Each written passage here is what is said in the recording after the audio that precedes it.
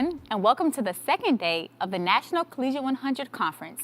Again, my name is Sydney Tompkins, and I serve as Vice President for the Collegiate 100 Georgia State University chapter. I would like to recognize and thank our sponsors, Lilly Endowment Incorporated, State Farm, McDonald's, and Ed Choice. Here to welcome you today is Albert E. Dawson, Jr., Vice Chairman of the Board of Directors of the 100 Black Men of America, Incorporated. Welcome, everyone, to the second annual Collegiate 100 Conference, Day 2. Our theme, as you may recall, is a college experience, the formation of a new world. Today, you're going to have some wonderful workshops you'll have a chance to participate in and action items that you'll be able to take from each of the workshops in order to enhance your college experience.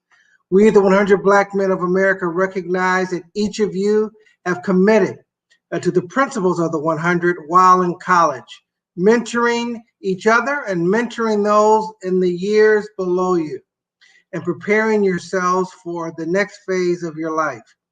We hope that you enjoy today's conference. We hope that you take great notes. More importantly, we hope that the rest of your college experience is enhanced by the workshops you participate in today. Our first session, Mobilizing Communities for Social Justice and Inequality Reform, will be presented by Justin T. Cosby, Vice President of the Collegiate 100 of Georgia Southern University, Armstrong.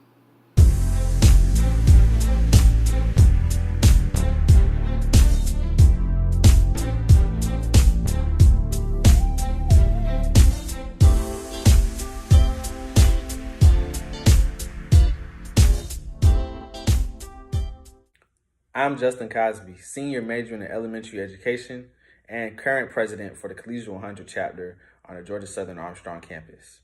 I feel it's important as Collegiate 100 members and as leaders in the community that we continue to fight for social justice and inequality reform. It is a fight the ones before us have took on, and it's a fight the ones after us will have to endure. However, by using our talents, platforms, and abilities, we can make sure the future generation is well equipped and make it a promising fight for them. I'll leave you with a quote from Coretta Scott King. Struggle is a never-ending process. Freedom is never really won. You earn it and win it in every single generation. Thank you. Hey, what's up, everybody? I'm Dr. Wes Bellamy from the 100 Black Men of America, welcoming you to the 2020 Virtual Collegiate 100 Conference Session, a college experience, the formation of a new world. We have a dynamic panel with a powerful forum slated for you today. So we need to make sure that everybody stays tuned in, tapped in, and pay attention for about an hour or so and listen to the knowledge that we're about to give to you. Now, today, we have some of the most powerful speakers in the country here to share some knowledge and information with you. Our first panelist, my dear sister, Dr. Honorary, or however she wants to say it, Angela T. Rye, Esquire, who is the principal and CEO of Impact Strategies. You've seen her all on television networks across the country, and she's a freedom fighter for sure. Next up, from the powerful National Education Association, also known as the NEA, Miss Becky Pringle. Thank you so much for joining us. We also have one of the most powerful women in the country, Miss Linda Williams, President of NOBLE, the National Organization for Black Law Enforcement Executives. And last but not least, we have my dear brother, CNN political commentator, former politician, and American attorney, Brother Bakari T. Sellers. Much love to all of our panelists, and thank you all for joining us. Now, we got a couple of shout outs and kudos that we have to give. First and foremost, our national chairman, Mr. Tommy Dortch. Thank you so much for putting this together. Much love to you. Our staff contact and the woman who helps pull all of this work together, Dr. Trinice McNeely. Thank you so much for all of your hard work. And last but not least, our production company, AEE Productions. Thanks for making us look good. Now, this panel today, the overview of sorts goes a little something like this. As many of us know, as African Americans, we must fight against the racial and social injustice that has plagued our country. We must take a stand to promote fairness and equity in education, healthcare, jobs, wealth, and equality throughout communities in an effort to mobilize reform. Now, this panel discussion is going to have strategies, and we're also going to speak specifically about how you can do the work and not just talk about it. So for our first question, we're going to go to my dear sister, a woman who I have the utmost respect for, and again, a freedom fighter on the front lines, Miss Angela Rye. Can you let some of our young folks know who are listening today, what does social justice and equality mean to you? I would say, the question about what social justice and equality mean to this country is something that we've wrestled with since the beginning not of time, but certainly our arrival here. We've always been treated as though those two ideals don't apply to us. And as a result of that, we have been in a centuries-long struggle to achieve those things. I would say social justice are about ensuring the possibility for people to attain health, wealth, and freedom at their most basic levels. And I would say equality is not having to fight for those things, but to having received them because it's your basic human right. And I think that when you consider the ways in which we have struggled for it, you can't help but to wonder if you are actually worthy of those things. And so I think it's incumbent upon us each and every single day to ensure that we inform both our elders, our peers, and future generations that we're absolutely worthy of all of them. We're worthy of health, wealth, and freedom. And for all of those things to be equally distributed, that it shouldn't depend on where you live, your zip code, the color of your skin, your gender.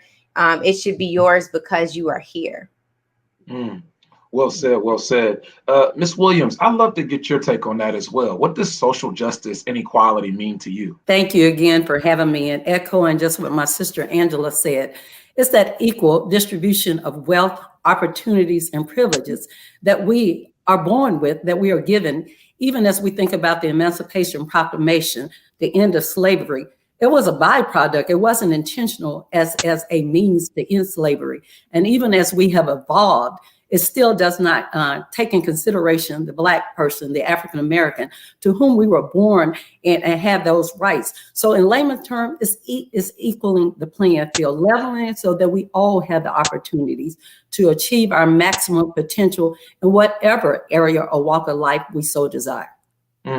Thank you. Well said, to say the least. Now, Ms. Pringle, I want to turn to you. According to research published in the American Psychological Association Journal, Black women are often ignored by social justice movements. This intersectionality and invisibility, which go hand in hand, means that movements that are supposed to help Black women may be contributing to their marginalization. What are your thoughts on this study and that question as a whole? So let me just say, Wes, it's so good to join you and my sisters on this panel, Angela and Linda, and I appreciated your answers to that question. Is something that we need to be able to articulate clearly and boldly. And I just want to add to that what they already said. One of the things that we at the NEA are really working hard to do is to be race explicit.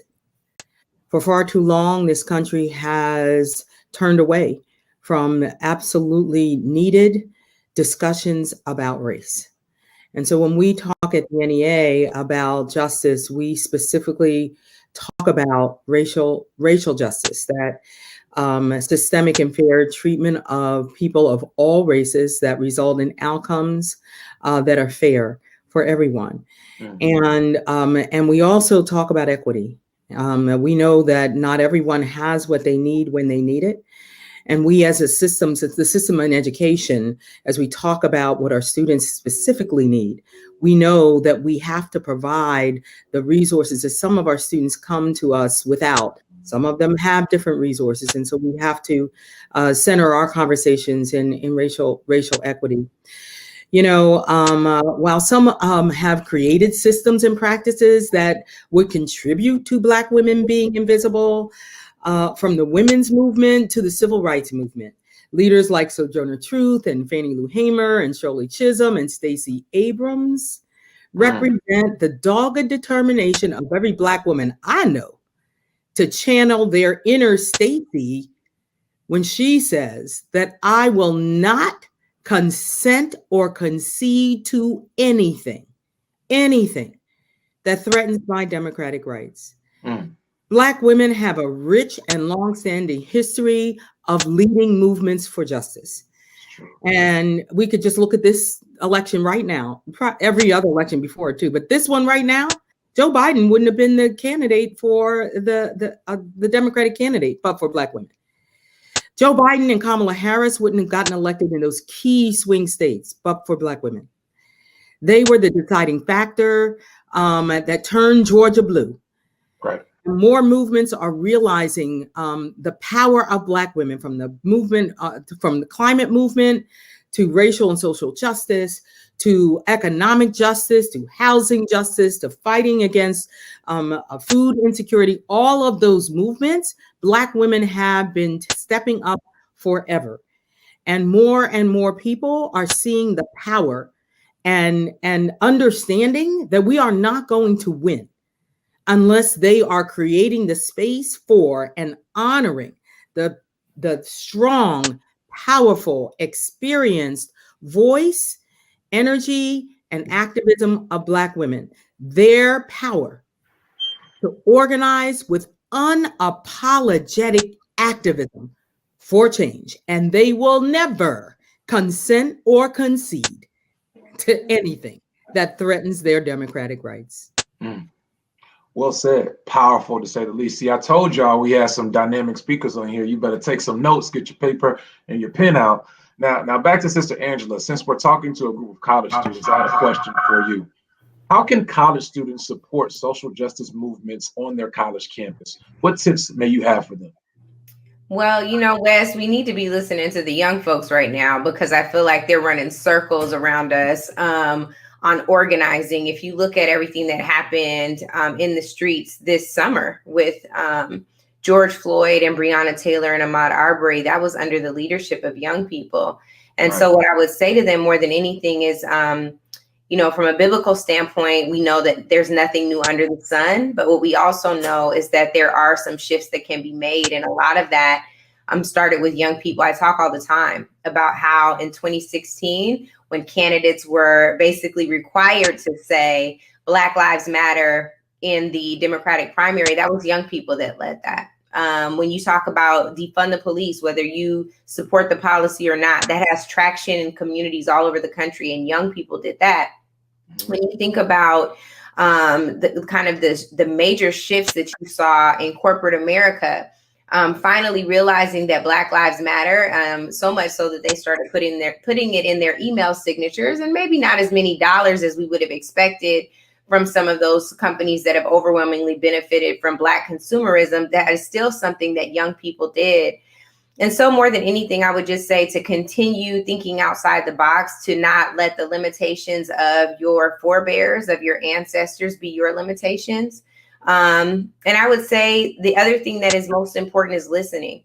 I know as a young person, I just turned 41. I'm not young anymore, but I just turned 41, and I say all the time. You're still young. It's fine. I can look young, but not be young. It's cool. But the one thing I say all the time is, like, I turned 40 and found out I didn't know anything, and so I would say to them, it's okay to learn.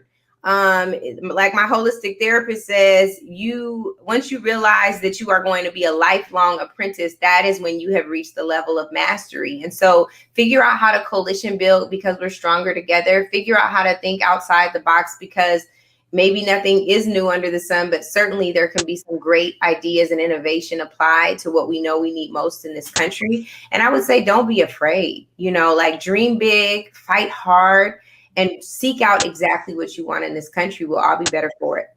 Yeah, I want to follow up and ask you one more quick question, if I may. One of the things that some people may not know about you, but we've come to know each other very well, is that your spirit is one in which you always are willing to share, whether that is your moment, whether that is if you're working on something, whether you have advice. Now, whether or not we take the advice is something different. As you see that face, that's the face she often gives me as her little brother. She gives me a lot of advice. I don't always take it, but you're always there. Never.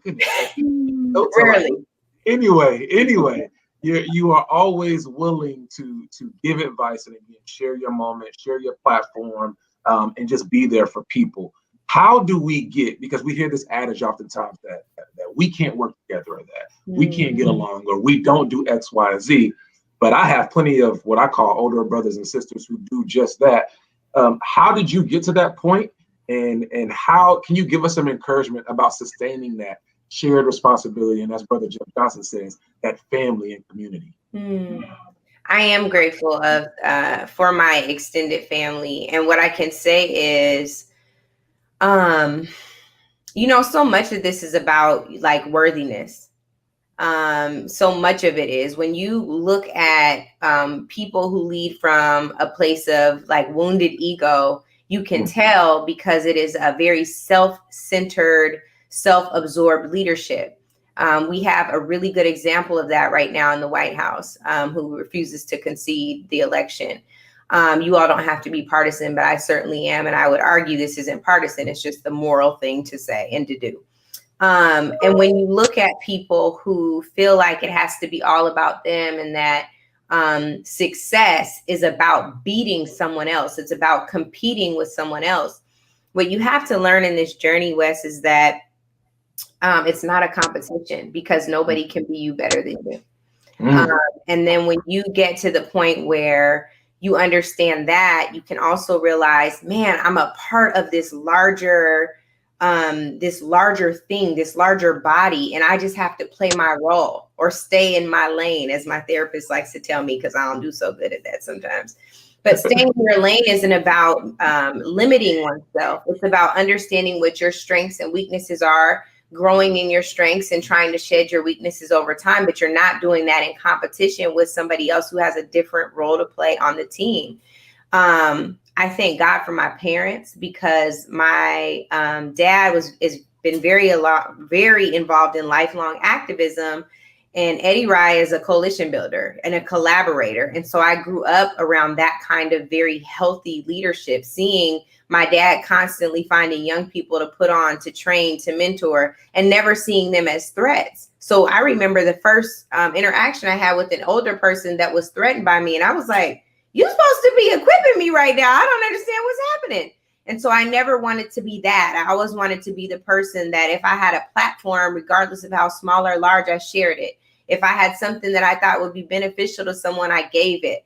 And that's the same way we need to be with our community, whether we're talking about spending our dollars in our community, spending our time and our resources. That's what it's all about. And we cannot expect the oppressor to do for us what we're not willing to do for ourselves. We should have demands, but I also think that it's required of us to make sure we do everything we can to support one another, whether it's through organization building, community building, school building, or just ensuring that we're building each other up. Thank you. Thank you so much. I really appreciate that comment, and thank you again for always sharing. I want to turn to Brother Bakari Sellers, and so appreciative of him sharing his time with us. One question that we have for you, brother, as you've been literally traveling the country, traveling the world for that matter, speaking truth to power, as we're speaking to our audience of young folk and college students today, what strategies can students utilize, in your opinion, to promote social justice and equality through communities in an effort to mobilize reform? And I ask that again. What strategies can students utilize to promote social justice and equality throughout communities in an effort to mobilize reform? Well, first, thank you for having me. I love chiming in when my sister Angela Rye is talking. I just feel so educated every time I'm in her presence. Wes, I don't know what you got me on, but I got 3 strong women here with me. I don't know if you really need me to say anything. I will just echo everything they've been saying. And as you will hear, I have 22-month-old twins in the background. So please, it's all good. They will add a little love and joy to your life. They're buy one, get one free if you want to come pick them up. So, I echo back to my father's generation and remember that the activism that we saw from young people on college campuses throughout the country is what changed this country for the better. Without that activism in organizations like the Student Nonviolent Coordinating Committee, the Black Panther Party, the efforts and the legwork in CORE or the Mississippi Freedom Democratic Party, we wouldn't have had the 1964 and 65 Voting Rights Act. We wouldn't have had the Fair Housing Act of 1968. These young people, whether or not it was on the campus of Shaw University or Howard University or Morehouse College, they understood that they had to take their activism outside the gates of their institution. And so that is what I would challenge young people on campuses, young college students today, to remember that while you want to have the best fashion show, while you want to have Drake at your homecoming concert, all of those things are great. But it's even more important to take your activism outside the gates of your institution and be an example for those. Because one of the things we have to remember, and one of the things I stressed when I was a student at Morehouse College, is that nothing about me was atypical. I wasn't special, but I was blessed and fortunate enough to have an opportunity. And one of the things we can do is be that example in those communities that surround our institutions of higher learning. And so the strategies to employ are, number one, be an example. Number two, understand your community that you're now growing into. And number three, always reimagine what this country should be. I mean, I find myself doing this sometimes too, and have to slap myself. Like, we sometimes settle instead of pushing and reimagining what this country should be. And so that would be my challenge to all the young people who are watching, who need to understand that every ounce of change we've ever had in these United States has been because of young people.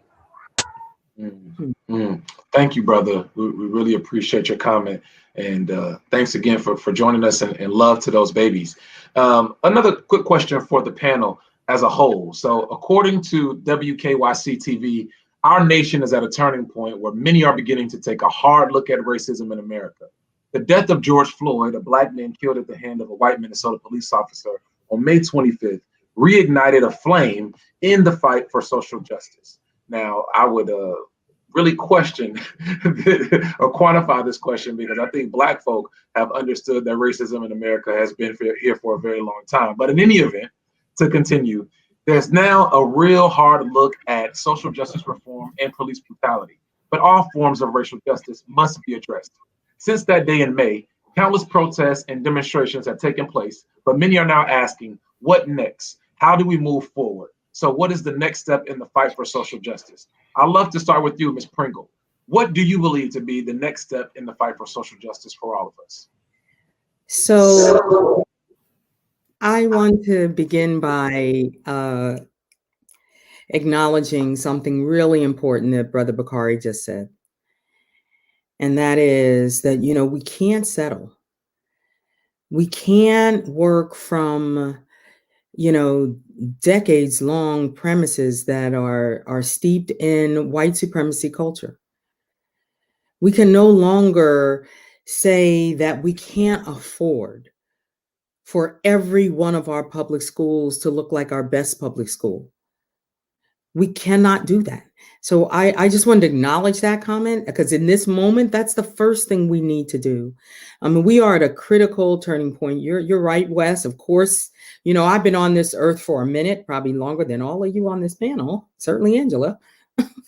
And I've been a part of and have watched as a child, as my parents and relatives were part of movements before me. And I believe that what many people are saying in this moment is that it seems different. It feels different. It feels different for me. I will tell you that. Not only because it's a multi-generational movement, and not only because it is an interracial movement, but it is a movement that recognizes the intersections of all of the movements to bring about the justice that was it wasn't envisioned in those first three words of our Constitution, we the people, but it is what we certainly must aspire to, that it is we the people, all of us, we the people have a right to be fully human, to be seen, to pursue happiness. It's all of us. And so as this nation wrestles with centuries of racism, and when we could not turn away, when George Floyd couldn't breathe, and so many before him, this pandemic has exposed glaring inequities, certainly within the education system. It's not that we weren't saying as educators, there's a digital divide. Our Black and brown and Native students do not have access. to do that more in-depth study at home that we are asking them to do when we send them home with homework. And here we are in the middle of a pandemic where 16 million of our students don't have access to the tools they need to continue their learning. And we know what those students, who those students are. They are our Black and our brown and our Native students. They are our students living in poverty. They are students who are differently abled. They are our students who have been most marginalized by this society. And so what's next for us is, you're right, Angela, we can't just make demands, but we need to make some demands, and we have to do the work ourselves.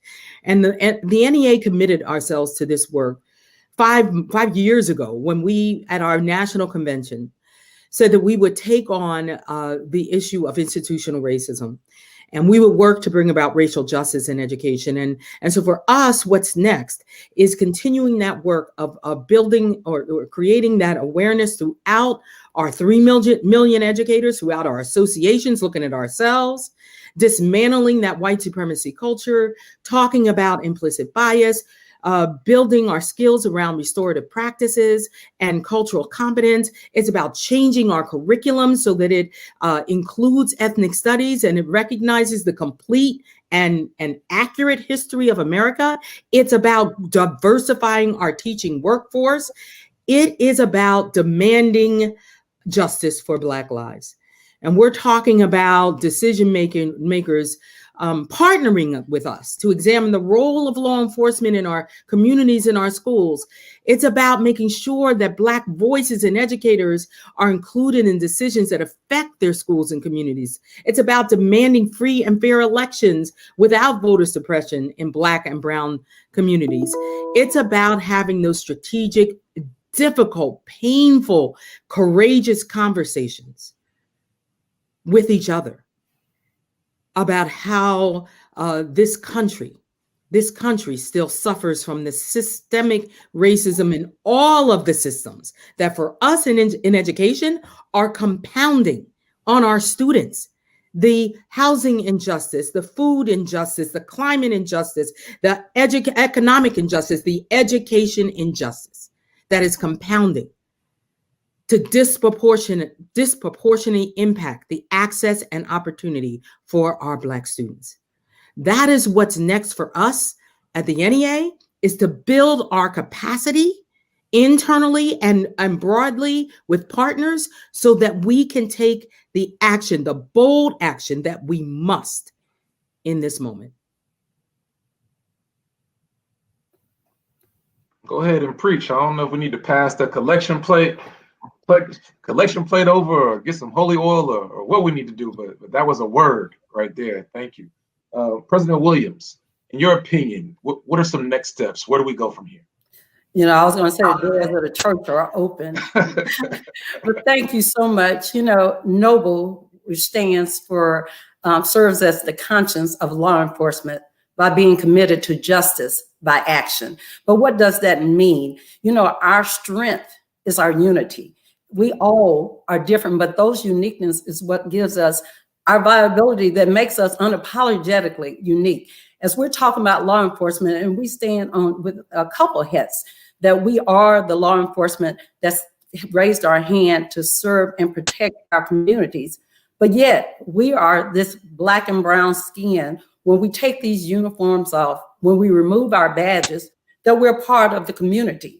And so what does that look like? That we're still held to the same professional accountabilities, but we hurt as we go to work and we see these injustices. So what do we do? So as a national organization of Black law enforcement executives, we believe that there should be accountability. For so long, each and every organization and agency has its own protocols and rules of engagement, but it's nothing that has been standardized into legislation. And that's what NOBLE is pushing now on the very tenets of the Justice and Policing Act of 2020.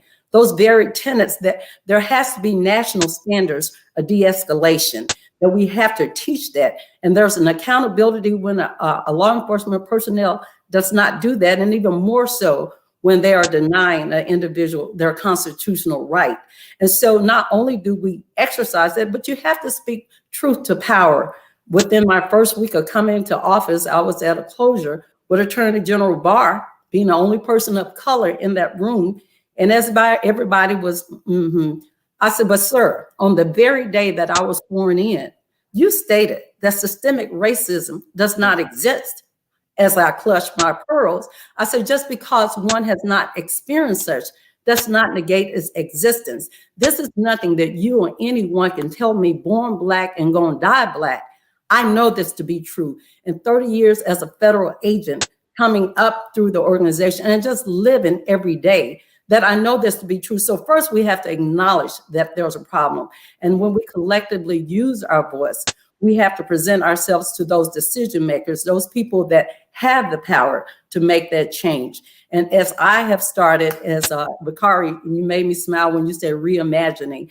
So that's one of my threefold platform, reimagining public safety. And what does that look like? And so even as we move forward, that we will equal the playing field, we will put standards there. And as my task force has completed its task, that we will share that with community leaders, politicians, and socialize that in the halls of Congress, even as we continue to push this, because a change is going to come. It's not just a moment, it's a movement. And collectively, our voices will be heard. But we have to go to those people that are held in those positions and hold them accountable and responsible to answer to these ills of society. I want to follow up with that question, if I may. And Noble plays such a pivotal role and a valuable role in terms of ensuring that Black police officers and law enforcement executives have a seat at the table and have a voice for that matter. But when we look down the ranks, some of the things that I'm sure our scholars who are watching, who are members of the 100 and our Collegiate 100 chapters, they're asking, well, what about the good cops? Well, do the good cops speak out on the bad cops? Do Black officers speak up and speak out when they see other officers doing X, Y, and Z? Or what about the Black police officers who treat us in a negative way for whatever reason or whatever bias that they may have towards us as well? How do we as a community not only support Noble, but how does Noble support the community in terms of us addressing these issues? And we educate. Noble has a platform called The Law in Your Community. We share that from elementary school all the way up to adulthood. And it's just so every individual will know their rights as it pertains to law enforcement and how do you respond when you're mistreated. And that's on every level. So there's no get out of jail free. I don't care if you're Black, yellow, brown, or green. If you're not doing what's right, you should be held accountable. And by putting these into national standards and making it law, that is not left at the discretion of FOP or anybody else. You're only as strong as your head, and it permeates down that mindset that everybody has a freedom to do their job and do it without fear of retaliation. But again, that you can put somebody else in check, because you know what? It's not a few bad apples. We got a couple bad orchards out here, and we have to look at the very seed that's coming into our law enforcement community, that other people, you have those few that come in for the wrong reason. But trust, my brothers and sisters within law enforcement, particularly in Noble, it's not a get-rich profession.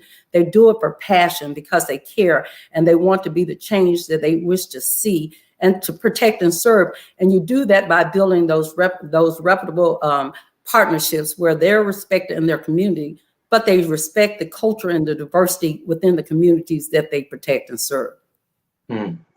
Thank you. That very valuable input, to say the least. Angela, I'd love to ask both you and Bakari a question. Now, both of you have spent a great deal of time, again, not only organizing, but also a great deal of time speaking truth to power in spaces in which you may be only one or two from a Black perspective, but as well as a younger perspective.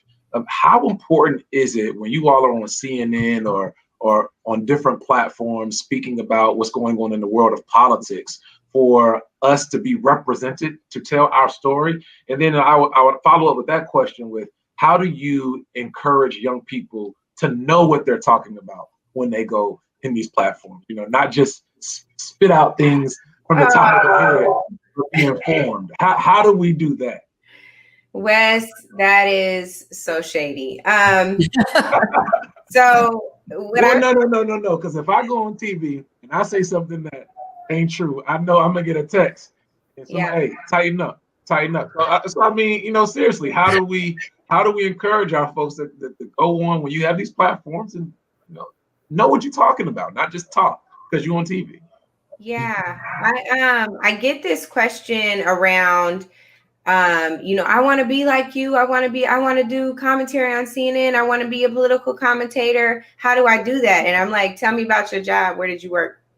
Right? Tell me what your experience comes from. What are you pulling from to offer a perspective that is informed? And often what you find is, given the fact that this is very much a social media generation, folks think that they could just get it quick. If they do a quick Google search, right, they'll have the ability to go on and do that kind of work. But that's not really the case. And certainly there are some people, I won't name names, who have done just that and have gone to another side because they thought the line would be shorter and their star would rise more quickly.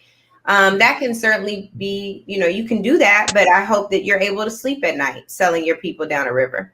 And so we don't want to encourage that either. I think the other thing that I would offer is on the first point of your question, which is around representation. We need to see ourselves in every space. We need to see ourselves as 1600 Pennsylvania. We need to see ourselves all throughout the cabinet. We need to see ourselves throughout White House staffing and throughout down all the way down the ladder in the executive branch. We need to see ourselves in Congress as chiefs of staff, as members of Congress, as heads of committee staff directors. We need to see ourselves in roles like Becky and Linda. We need to see ourselves everywhere because we can lead. We have always led, and it's time for us to take our rightful positions. We also need to see ourselves as vendors and the successful ones, not just the ones where the white boys get all the money for doing very little and we do all the work and get very little money, right? We need to be seeing ourselves across the board. We need to see ourselves teaching the students as well as being the star students and, being on and off court and on and off field. We need to see ourselves everywhere because we deserve to be there. So representation matters across the board, whether we're talking about media, in classrooms, in boardrooms, or in politics. We definitely need to see ourselves. Thank you. Brother Sellers? I just think that one of the things that the story of Angela Ryan, Bakari Sellers can tell you is that our overarching goals, and I never speak for Angela, but I can speak for her, I think, on this point, that our overarching goals are to make the individuals whose shoulders we stand upon proud, whether or not it's our parents, who mean so much to us in their activism in the movement, both mother and father, or whether or not it's those heroes that we still recognize today, who we see when we're out and about, the Jesse Jacksons of the world, or the Donna Brazils and Mignon Moores of the world, just these strong individuals who you wouldn't see us on CNN without their presence. The other thing that's kind of unique about the jobs that we have is, Angela alluded to this, but people don't know the work that went in prior to. They don't know, many times people don't know that I was the youngest Black elected and official in the country, or they don't know that I was actually in a reality TV show too. Side note, I don't know if that prepared me for CNN, but it is random side note. It did. It was actually pretty good. It came on WeTV after the Braxtons, but it's like $1.39 on Hulu now. So I mean, people don't know the work you put into it before you actually got there. And the last point is something we can take to other workplaces. When I got hired in 2015, there was only Van Jones and Donna Brazil. And the people who hire us went to both Van and Donna to ask them to vouch for me. And I'm very clear that they both opened the door for me. I remember when they came to me, asked me about Angela Rye, my response was, hell yeah. And when they came to me and Angela asking us about Simone Sanders, we were like, definitely. And so the point of that story is, even if you are the first, don't be the last. And there's enough room for all of us. And so make sure that you open that door and leave it cracked for those of us to come behind you. If I can just say, Bakari, you just undermined my whole point talking about reality TV in preparation for your commentary role, especially when you know it's a live from the pit of hell. Reality TV and hired by CNN in the same year. It was a good run for me. Anyway, so my mute Bakari right now. Mute him. Just take him out. He didn't even listen to the business attire part. He thought Morehouse, because it was Sadiddy enough. Morehouse City. I'm just teasing. Wes, we have to move on from these PWIs, Wes. Just keep the show going, okay? Fine. But no, the other thing I was gonna say is, Bakari, you raised such a good point around opening doors and not being the last one. May we all have the privilege, ability, and the blessing to open those doors for people who recognize that same responsibility, right? That they don't come in and try to close the door behind them either. And may everyone who watches this do that same thing. It's so important. Again, we're not competing against each other. We are trying to spread the love and grow the space, to grow the real estate, because there's not enough of us in any of these roles right now when we talk again about representation. And please let me chime in. Please do. Even though Angela made me feel matured that I could have been her teenage mother, but I am proud when I see Bakari, when I see Angela, and I'm just meeting you, Becky. But even still, that, I'm unique in that I am, retired 30 years of federal law enforcement. And today I sit as a college professor and uniquely as the national president of this organization. Too much is given, much is required. But what I've always taught my daughter and anybody else, you are your star player. You don't shrink so anybody feels comfortable, that you are uniquely you. And just as you said, this generation, you cannot teach them to dream in color and then take their crayons away. And so I massage that energy as we talk to our collegiate chapters in Noble, but my students, that you have a voice and you can be heard, that you're resilient, that they think outside the box, they're more accommodating, but even still, there's a way to do that, because as Angela and Bakari said, we stand on the shoulders of many. For those sacrifices of those people that have gone before us, not to negate, but to build upon. And in your uniqueness, that you take that and that you massage and that you can still deliver that respectfully, and to be knowledgeable and passionate, but law-abiding in how you deliver that. So it's so much that, you're given, but that's required of you, because as always, you cannot get to the top and forget to reach back, because trust me, as soon as we crack the ceiling, they build another floor. So much is given, much is required, but our unity is our strength. And everybody, as cliche as it sounds, this next generation is our future. So we have to teach them well, so they don't forget the lessons of the past, but built upon that and mobilize that to even become greater than what we have already accomplished. Well said. Ms. Pringle, would you like to add anything to that? Well, I just, you guys are just feeding my soul right now. Thank you, Bakari and Angela, for starting that conversation, and Linda for what you just said. I will tell you, as an educator, it is all about reaching back and making sure that people behind you are prepared to take that next step. And one of the things that I do as a leader, so I want to talk to folks, and by the way, that's wherever you are. You're talking to these stars, Bakari and Angela, but I don't care where you are. You still have that responsibility to reach back and reach out to others and help them along their journey as others are helping you. One of the things that I talk to and mentor leaders within our association as they begin to take their leadership journey. So if they are the secretary treasurer and they are aspiring to be the vice president, or the vice president aspiring to be the president. And when I mentor those people who are coming into those positions behind me, the very first thing I do when I step into the very first thing I did when I stepped into my office as secretary treasurer of the NEA is put together a folder.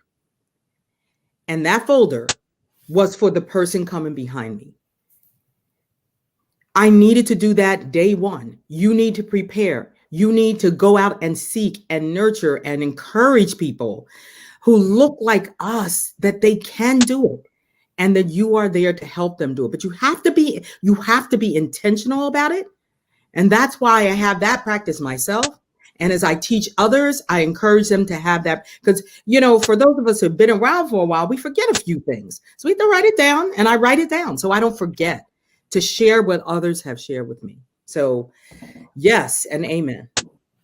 Thank you. Thank you so much, each of you, for just joining us today and giving us your time, but also sharing your wisdom with the young people who are watching and those members of the 100 Black Men of America who will also be tuning in. As we come to a close, we'd like to provide each of you with the moment to provide some closing remarks, whether that's a send-off or whether that's just a word of encouragement to the people who are watching. We'll start with you, Bakari, if you'd like to share your closing remarks. Yes, sir. My grandmother would always tell us that you can't fall off the floor. It was one of those sayings that when you were young and you heard it, it didn't make any sense. You know how old folk tell you stuff that don't make sense sometimes. But it's something that as I got older, I began to really internalize and recognize. And there are a lot of people right now who are going through so much in this pandemic. They're going through so much during this new time of unrest, as they call it. But I challenge you all to come out of this moment that we're in stronger spiritually, mentally, emotionally, and physically. I challenge you to become a part of something larger than yourselves. My twins, who you heard a little bit today, don't deserve to grow up in the country that we're living in today. And so I try to give my all every day to ensure that this country is not what it was or what it is, but again, reimagine what it can be. I'm from a small town where we have 3 stoplights and a blinking light. And I just want to say thank you. Those are the 2 most important words in the English language. Thank you to you, Wes, and thank you to these 3 amazing women we have on this panel, not for what they have done or not for what they are doing, but for what they will do. Thank you, my brother. Ms. Williams. Oh, so much I can't say, but to each one of my esteemed panelists, thank you, because we're all in the same fight and our unity is our strength. As I encourage the young people, but those that I talk to, that, my charge for you every day is to come home safely at night.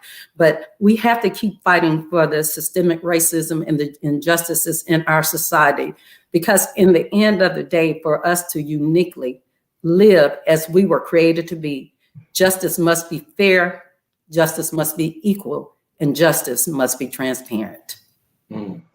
Thank you so much, Ms. Pringle. Wow.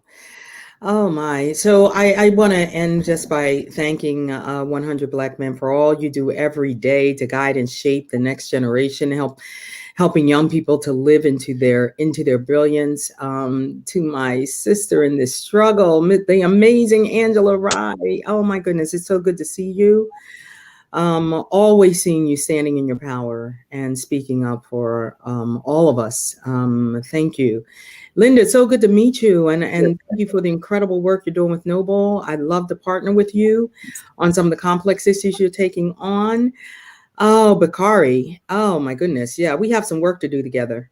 So yeah, we'll have to get together. Thank you always for showing up, and most often showing out too.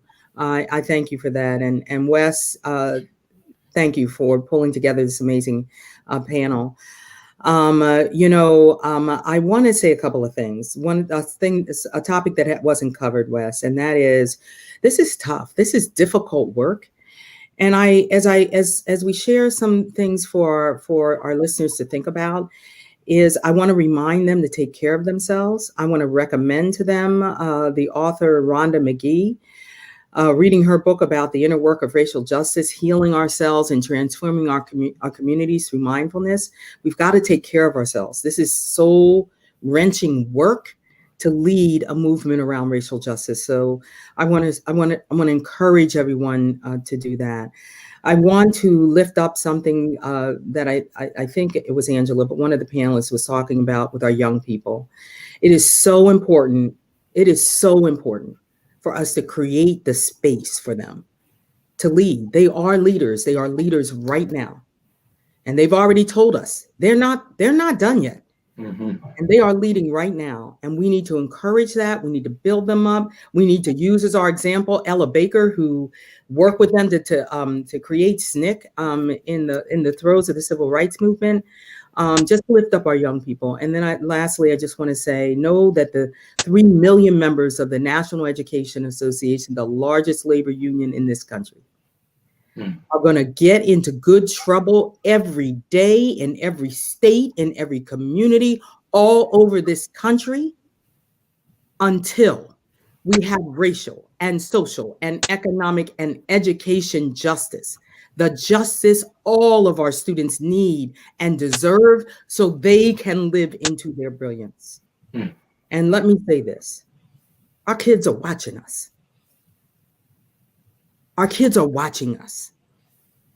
And we have to demonstrate that we are worthy of them. Thank you. Wow.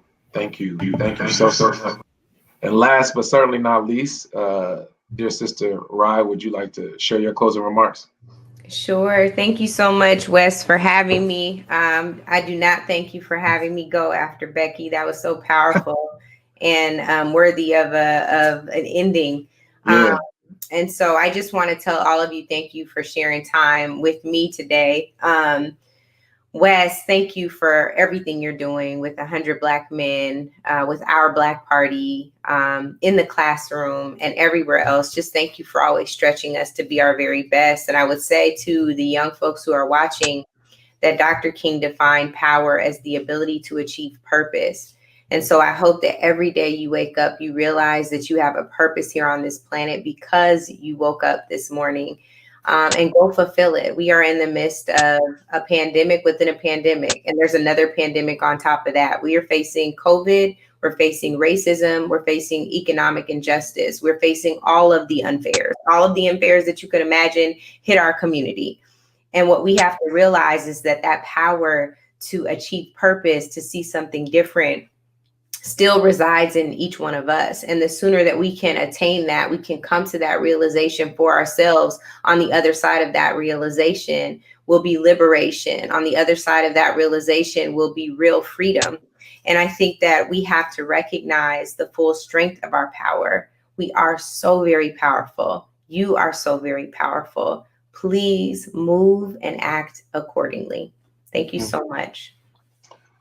Wow. Thank you all so much for an incredible panel. I told y'all at the beginning this was going to be dynamic. I told y'all they had some food for your spirit, and they definitely delivered. This might have been better than Thanksgiving next week, and it was even socially distanced.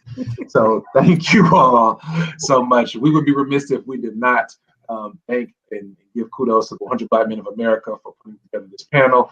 Again, shout out to our national chairman, Mr. Tommy Dortch, as well as Dr. McNeely for all of her hard work and the staff. Also, thank you to our sponsor, the Lilly Endowment for Mobilizing Communities for Social Justice and Inequality Reform Session.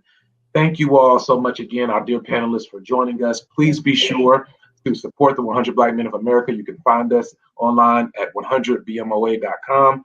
And also support your local chapters. Again, 100 Black Men of America. Mr. Sellers, Pringle, Ms. Williams, Attorney Rye, thank you all so much for your hard work. We look forward to seeing you soon. And again, thank you. Everyone, continue doing the good work.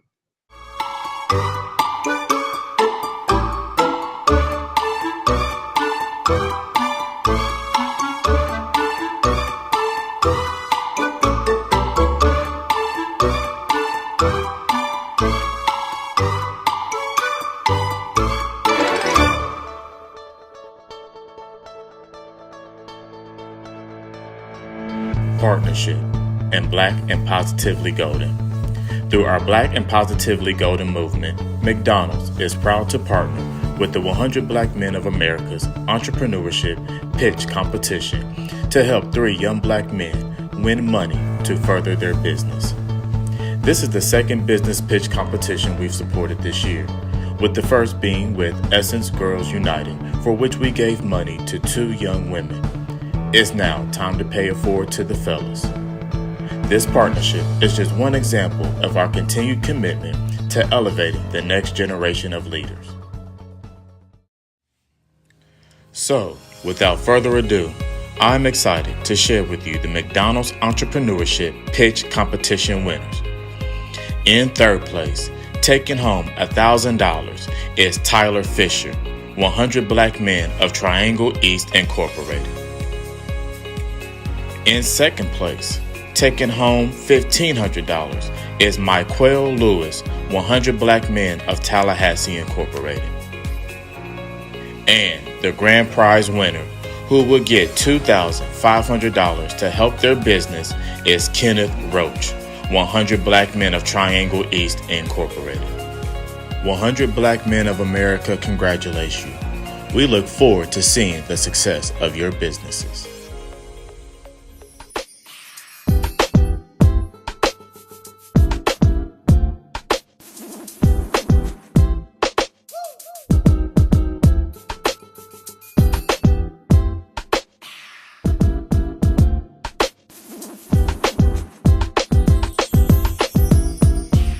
Coming up is William Powell, Collegiate 100 President of Jackson State University, introducing our next session, Avoiding Minority Stereotypes in Corporate America.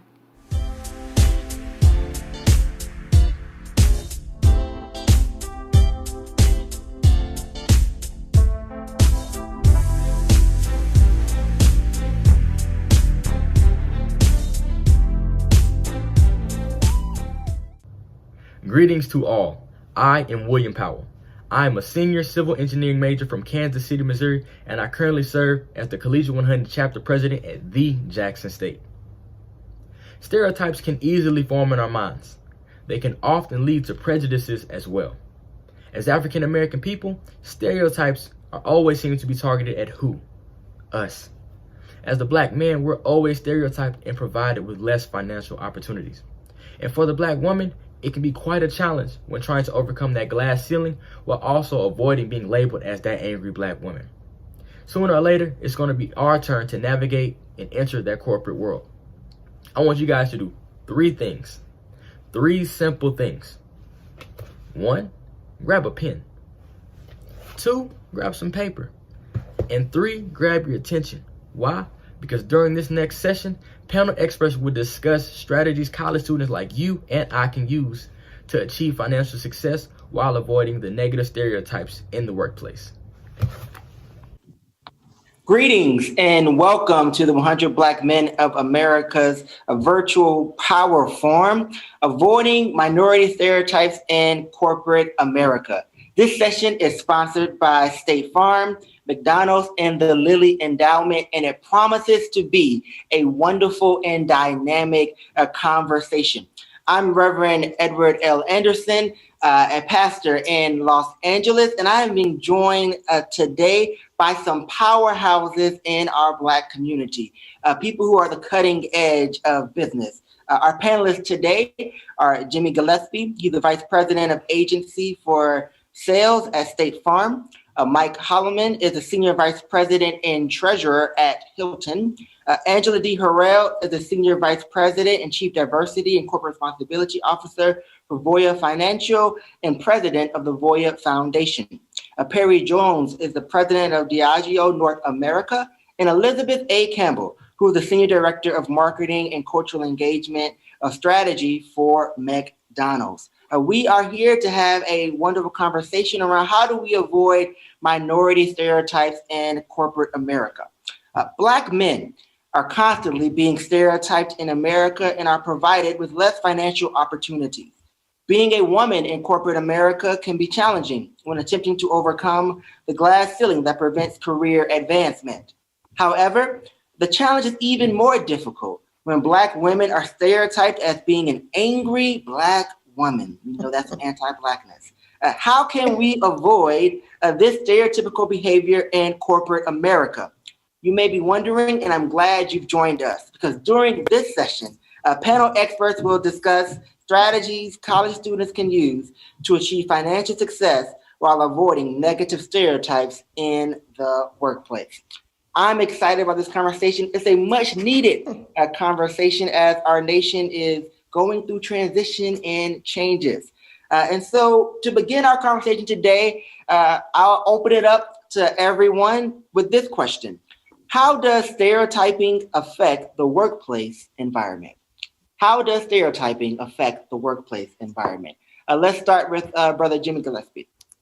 Hey, thank you for the question. I think it comes down to a broad strategy, in particular around probably 2 or 3 things that we should be thinking about. Number one, I truly believe that the workplace should be an environment where all employees feel like they belong. They are part of something special.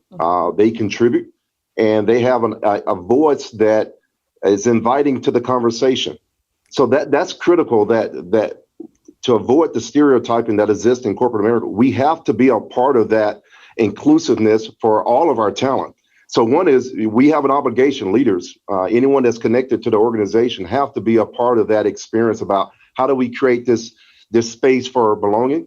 The second is it really is about creativity, which impacts our bottom line and performance results. So when you think about how we sometimes can stereotype a person or a talent, it would prohibit them from bringing their best to the workplace. And so what happens with that is you don't get the best out of the talent, which is not fair. And at the bottom line is it doesn't help the organization grow and achieve its missions in the communities. And the third thing I think it really boils down to is talent retention. If organizations are not engaged in this conversation about how do we limit the stereotypes that exist with our talent and our people, and it's gonna have a retention impact to the bottom line of your talent pool, and then it's just going to consistently create more pressure on your HR and all the other business lines in the organization to deliver upon this mission and its goals to the organization. So it's very steeped in those 3 things of belonging, creativity, and then the most important thing that I believe is this retention of top talent. Jimmy, for that response. Anyone else like to respond? Let's start with Mike Holloman, and then let's go to Angela, Mr. Perry, and then Elizabeth. Hey, I'm sorry. Had some technical difficulties here. Assume we're still on the first question. So for me, I think it's really important to know what those stereotypes are and what people are looking for, right? So I think first you have to know what you have to overcome, and being cognizant of that, I think gives you the opportunity to focus on that and make that perceived weakness a strength. So, you got to understand how, people are going to perceive you, how they're going to anticipate interactions are going to go, and get ahead of that and best position yourself to, overcome and turn that against them in those interactions. Thank you. Angela. Yeah, I will. Jimmy and of course Mike have stated some of the most essential aspects that I think come into play when you think about stereotypes.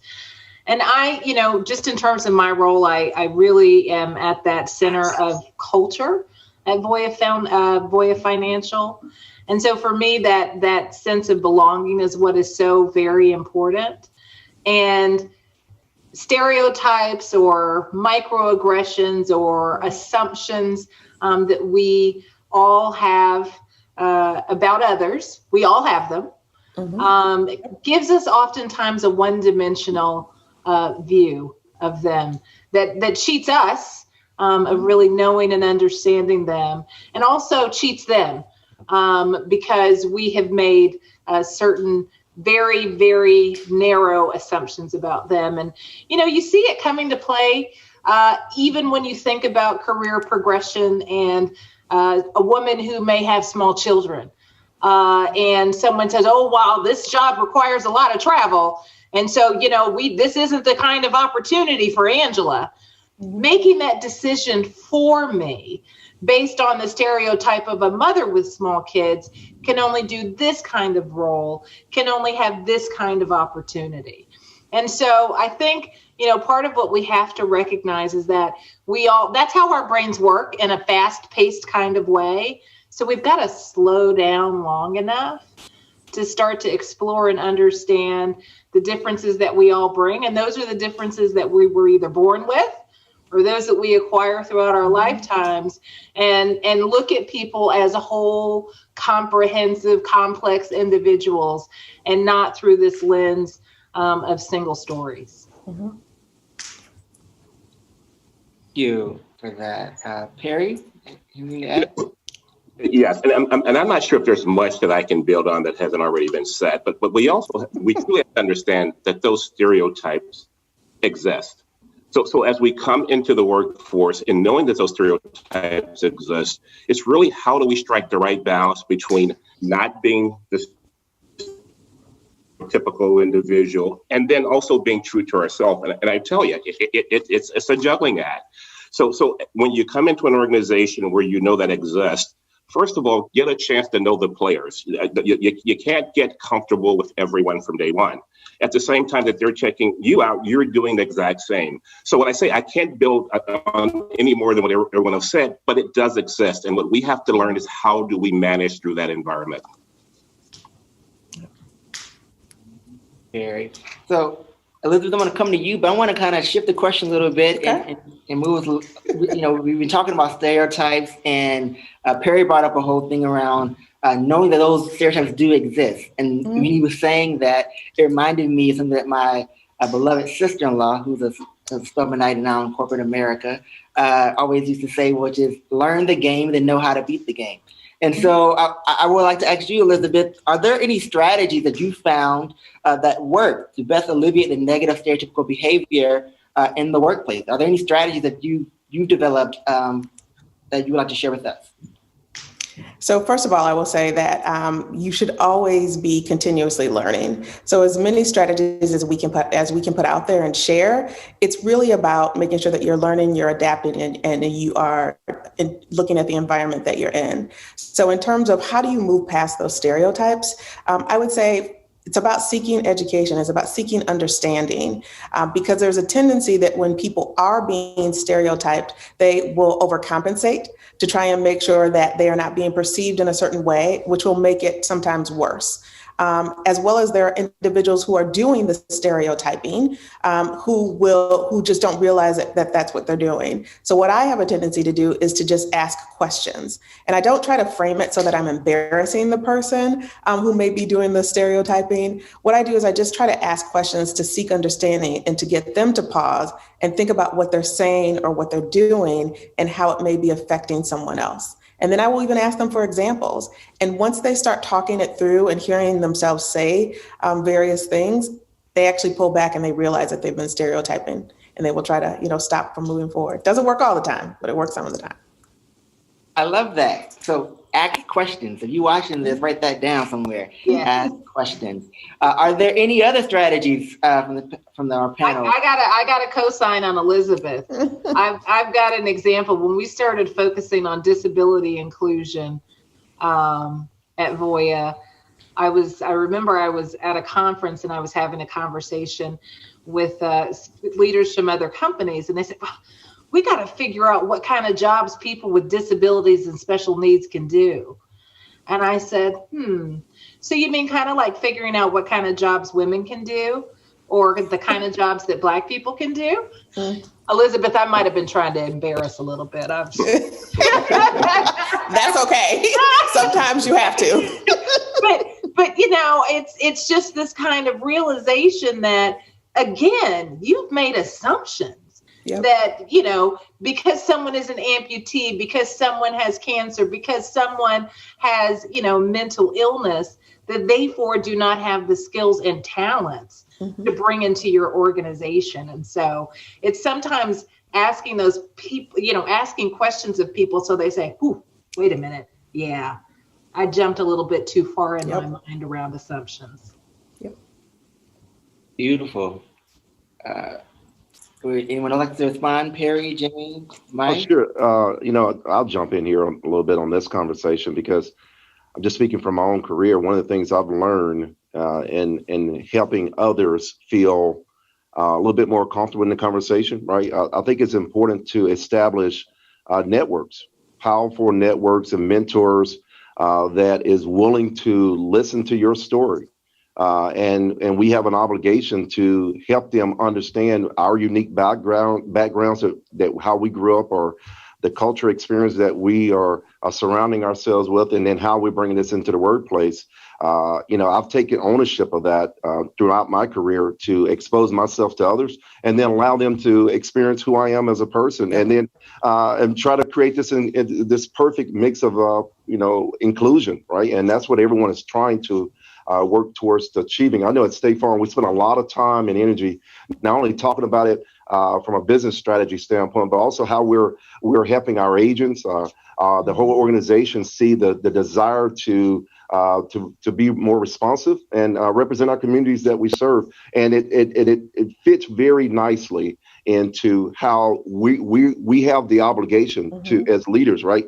And everyone on this call who have business responsibilities, and the students that's going to be listening and seeking to get better from this, is how do I take a little bit more ownership of my networks, and then what am I going to do with it to move it forward? Thank you for that. So ask questions in your network. Perry and Mike, do you have anything to add to that? For strategy? Yeah, I'll just build on the strategy component of it, and I'll probably going down that's the same vein. So understanding that when you come in, those stereotypes that does exist. So when you pick up on what I'll call those little things that pop up that remind you of what you would think, how someone perceives you, is how do you start to adjust that? And I give an example of when I first started my career in Dallas as a first line supervisor. And here I am, the 6'2", 250-pound, dark-skinned brother. And just a simple conversation was turned into, well, Perry's this mean guy. And we are afraid of him. But I had to make that adjustment because I knew that perception was there. And the way I made that adjustment is I became more of and I won't call it, the happy guy, but I became more of the fun-loving guy who could get things done through jovial work with people. Because what you learn over time is not necessarily what you know, it's are people comfortable with you? And you have to work hard on making people comfortable with you. Yeah, I'd like to echo that. I mean, I was the same way. So I started off my career in finance, and then in Wall Street, there's not many of us there. And one big stereotype is, the blacks, we're not good at numbers, or we're not sharp technically. So I made it every conversation about, I don't want to be too technical. If you're not following something, I made it a strength. And I constantly reminded people how overly technical I was, where it was just beaten to their head that Mike is the technical expert. And, but I had to do that to kind of set the tone, right? Similar to what Perry was saying, you're understanding how people are going to perceive you when it can be negative. And sometimes, look, it works to our advantage in other aspects. But, I really feel like, calling it out, showing that you're an expert on whatever deficiency that they may perceive about you kind of helps change the tone and can help change the perception of you across the organization, which I think is important for all of us. I just want to jump in on something you said. I love the fact that you narrowed it down to an area of expertise that was important to the company. And I think that's important for everyone who's listening to this conversation, because you said technical. The other things that they will talk about is analytical, strategic. So start referring to yourself in that way, and then other people will refer to you as well. So I love what you said. I do too. I'm going to start saying I'm not really a tactical person. I mean, I really just, if this is getting too strategic, let me know. I'm taking it. I'm stealing it, Mike. But I will also say, it is also about comfort, right? It's about career. It's about how long we've been on these career journeys. In the very beginning, we do seek to conform. Oftentimes, right? When I was fresh out of grad school trying to go to corporate America, did I have braids? I didn't. Because I didn't know how that would be perceived. And I remember when I came to interview at Voya 6 years ago, my mom said, what are you going to do about your hair? And I said, what do you mean? She said, do you think your braids are professional? I said, well, I'm professional. And so that means my braids have to be professional. But I had also gotten to a point in my life where I thought, if this isn't professional, then this isn't the place where I need to be. So we also have to make sure that we are choosing environments and thinking about that, where we can be who we are. right? And I think as more corporations and organizations are becoming, and leaders, more aware of differences and natural hair and braids, and that Black people are multidimensional, and right, because they're getting more exposure all over the country, then we've got to also make sure that we're thinking about the environments where we can grow, be nurtured, and be successful as well.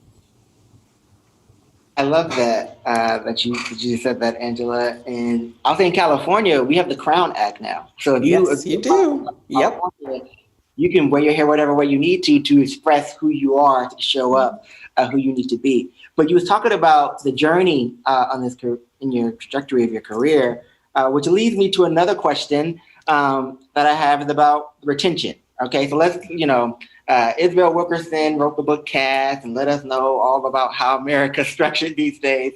And one of those things is around retention, right? So the retention of Black talent in corporate America is shorter oftentimes than their white counterparts. And so why do you think that is? I have some ideas around it, but why do you think the retention rate is so low? And how does that make you feel? Or how do you survive that as well? Let's start with Jimmy. Let's start back with you. Sure. First of all, it doesn't make me feel good, right? Because our organizations should certainly reflect communities that we serve. And just as a business leader, it's not good. It's not healthy, right? It's not a good reflection of what the marketplace is going to look like today and going forward. So I think one of the areas that we have to take on as leaders, and of course, as students listening to this on this journey is, you have to identify what the issue is. And a lot of times it is, how do you create this environment where, talent can come to the workplace and truly be their very best, but feel like they belong, and the connection points that we establish, the mentoring relationships, the learning experiences that they get a chance to to participate with early in their career, and then how they're being challenged by their first line leaders in the organization, how they're connecting to the values of the company, and then the long-term mission and what the organization is seeking to accomplish. It has to be that partnership, but someone in the organization have to care. Right. So if it's the first time leader, the first line leader, or someone in senior leadership has to early identify that these are, the individuals are unique talent, and how do we put our arms around them? How do we connect them to other facets of the organization and help their career prosper, and create environments for them to truly, again, be their very best in the workplace. And this is a shared responsibility that, the first line leader should have, right? And then also whoever's the responsibility over that individual should start to looking and say, if we see trends, what are we going to do about it? And we cannot just sit back on the sideline and constantly have these issues surfacing. It has to be more of a shared ownership of it. Shared ownership. Mike, I want to invite you to get into this conversation. Yeah, no, I completely agree with that. And I think part of my answer relates to what Angela said before. I think corporate America, when you look at a lot of our colleagues, I feel like they can bring their whole self to the office, where for a lot of us, we have our kind of office vernacular, and then we have how we talk to our friends outside of work, right? So, I think when you walk through those doors, when you're having the more of yourself that you have to leave outside, the less you bring inside, which makes it, I think, kind of a mental struggle for a lot of us in corporate America. So like Jimmy said, I think it's a dual partnership, right? I think you need folks to advocate and support and, be looking out for people. And also I think it's, training others to understand the nuances of our culture, of how we think, how we operate. And it's not that it's different. It's just, we have nuances, right? And I think people being aware and understanding how we can perform and giving us those opportunities, which I think we're going to get to kind of later in the discussion, needs to be a two-way street, right? We need to feel comfortable. We need to have a great environment, and people need to be comfortable with us giving us opportunities to perform, to advance. And the more we can bridge that gap, the better off we will be in, retentionship, going up the ranks will improve. Elizabeth, can I invite you to join? And Angela? Sure. Yep, sure. I'd love to join in this conversation. I look at retention in two different ways. So I look at it in terms of I love to see Black people succeed. I love to see them that if we are not giving you what you need at our company and somebody else is going to give that to you, or you feel like you can get it some other place, go for it. But I've worked in a special situation at McDonald's. I have worked under a Black CEO, a Black chief marketing officer, a Black person who was the head of our global food innovation team. So I've seen African Americans at the ranks everywhere. And I've also seen those individuals go to other companies and be successful and lead within our industry, whether they became chief marketing officers, whether they became COOs of major companies, our competitors. I've seen them go and win and succeed in other areas. And I love that for them. But for the individuals who are still staying at McDonald's and there is a retention issue and are not being treated the same, then I feel like it's my responsibility to speak up on their behalf, especially if there is a pattern of behavior that may not be correct. So I attempt to make sure that I'm giving individuals coaching, that I'm asking, again, questions why in terms of if there's performance issues, so that I can help be an advocate for them and help to make sure that they are being successful. But I believe that there are several reasons why that there are retention issues within corporate America. Number one, people are going for bigger and better things, and they should continue to do that so that they can win. And then number two, sometimes the deck is stacked against them, and we just have to help bust through that so that they can have opportunities. Absolutely. And I would agree, it's the responsibility for each one of us. And we as, Black leaders in America do have, and hopefully we have a passion to do it. Yep. Each one of us reaching and teaching as many as possible. But I also say to the young people, also work on creating the environment that you want to work in. How can you get involved? How can you influence your culture? There are all kinds of organizations at companies, employee resource groups, business resource groups, volunteerism. There are also ways where you can influence the culture and support your colleagues. Yep. And so while leaders should always be paying attention, leaders of color and others, obviously, and making sure that those underrepresented people are getting that support. I think oftentimes when we talk about just kind of this quick kind of churn, not necessarily for people going to bigger and better opportunities, but perhaps people leaving the organization because they feel like the deck is stacked against them, is because the support mechanism is not there. There is a focus on attracting and recruiting and hiring, but the focus on the retention, the development, the understanding about succession planning, where they sit on the bench is not there. The focus is not there. Yep. And so also look across, also look at your peers, because you can be supports to each other. Mm-hmm. And you all can actually be a powerful force for change as well.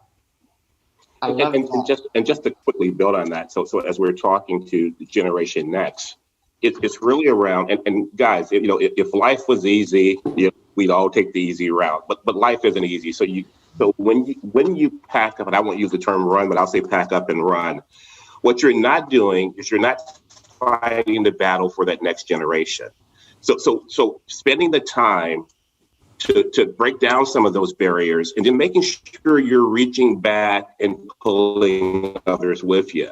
Because if we all continue to bail, we'll never get the inroads we need into corporate America. And I will say, it will be tough. It is a tough journey. The other thing too, as African-American leader, we have to take more risk on our own, with our own people. So we'll go get someone else and they fail and we move on. But as soon as a brother or sister come in and fail, we run it away, don't want to bring another brother or sister on. We have to grow beyond that too, because no one else is concerned about who they bring on and that person fails. And we also have to move beyond, well, Perry Jones is the president of Diageo. I shouldn't aspire to be the top Black in Diageo. I should aspire to be a leader in Diageo, and I should be bringing someone else in to go above me. So there's an ownership we have within this construct also. Preach, Perry. I was going to say, can we just talk about the power, the words he just said? Yeah, I love it. building as you climb and bringing someone else, open up that door for someone else to come through it, and the movement. And don't walk away, and don't be scared. Like, Perry, you're speaking truth. Because I know I have been, in some situations where, when I was at a company before the company where I am, I would pass by some Black executives in the hallway and they looking at the BlackBerry, just doing everything not to meet my gaze. Come on now. And right. And this whole sense of, even people coming to you to say, hey, Perry, what's going on with that Black guy in Department D? What, huh?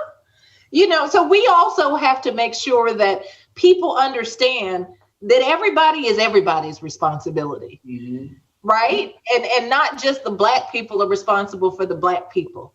That support, as I say to the leaders within my organization, it's not about the conversation that you have about Black people or Latinos or what have you when I'm in the room. It's the conversation you have when I'm not. Yes. And it is just the white men. And it is just the white women, because we all have a responsibility for reaching and supporting. I love it. We got to love and support one another. That's what I'm hearing right here. We got to love and support one another. So I want to come, and these questions are going to be targeted to Elizabeth and Angela. So President Donald Trump has constantly criticized Vice President-elect Kamala Harris as being nasty, mad, and angry. How can women overcome this continuous stereotype of being an angry Black woman and turn that into some Black girl magic? That's what I'm going to ask you. So how can we overcome this stereotype of the angry Black woman that has been perpetuated throughout history? Let's start with Elizabeth and then go to Angela. Yeah. So here's the way I look at it. Their perception of women being, or Black women being the angry Black woman, that's not our fault. That's not our issue. That's not our cross to carry. I don't feel as though I have to go around and convince someone that I am not an angry Black woman. I feel like I need to make sure that I'm carrying myself with the dignity that my parents raised me with, that I am showing up every day to do my job, and I'm allowing other individuals to carry their cross, because I'm not going to take that on for them. I think that Kamala did not take that on and try and justify it. What she did was she did her job, and she did her job well. And that's what I'm encouraging everybody else to do. Don't try to take that on. Do your job and do your job well. I was just thinking when you asked the question, Reverend, I don't claim that. I don't claim that. I do believe that women can be smart, intelligent, powerful, eloquent, and in leadership positions. And if anyone feels threatened by that, which is, I think sometimes that characterization is about feeling threatened, that's something that they've got to look in the mirror and examine, because it's not mine. I don't claim it. I love it. Don't claim it. No negative vibes around here. That's what I love. Life and death is in the power of the tongue. I never put on this thing, but listen, I love it. I love it. So sisters have spoken, and so this is opened up. I want to hear from the brothers as well on this question around what efforts are being made in corporate America to pave the path for women to overcome the glass ceiling, so that they too can achieve executive or senior level roles. And I'm starting with the brothers because I believe we got to support one another. Some of our brothers made it through the door, so you got to open that door. So how do you see that happening in corporate America, in your organization or Keith? And then I want to come to the sisters to close out that question. So let's start with Jimmy again. Yeah, sure. I think the most important thing we could do as leaders is just be inclusive, right? And encourage voices in the room, that everyone has a voice. If you see a demonstration where the young talent or the individual is not being treated right, we have an obligation to speak up and to bring them into into the conversation. And some of the things that we've done intentionally on my team, I've actively included and called out from time to time, hey, this individual, we need to hear their perspective on this and encourage it. And so as a leader, it's our obligation and responsibility to create the environment that everyone has a fair conversation, a fair voice in the conversation, and that voice means a lot to what we're trying to accomplish. And if we don't create that environment, then shame on us, right? Because then we are not supporting the long-term vision or the opportunity that someone paved the way for us to be where we are today. So that's one of the things that we are seeking to accomplish. And I think it's, I believe with all, because I have a daughter that's 16 years of age, and it's personal to me that we create this environment where your voice matters. And you have an obligation to speak, and as leaders, we have a responsibility to hear you. Love that affirmation. Your voice matters. Perry, do you have anything to say about that? Yeah, I mean, I'll build on it. And when we say women, we have to take it back to African American women, because if you look at corporate initiatives over the last 10 years, it's all been based on a 50% women a part of the leadership team. If you look across the PepsiCos, the Diageos, in those boardrooms and those top executive jobs, that's who's sitting there. So the conversation becomes the same around how do we make sure we're getting our sisters to the table. And a lot of the tactics that we've talked about, and we have, all the new diversity and inclusion roles coming into corporate America, here's our opportunity to strike again.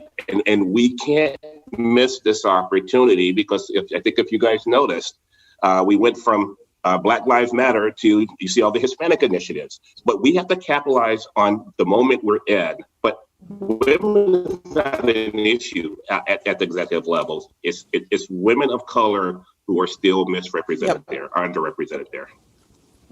I love that. I want to invite Mike to come in this conversation, because you're in the financial industry, so that's really, so.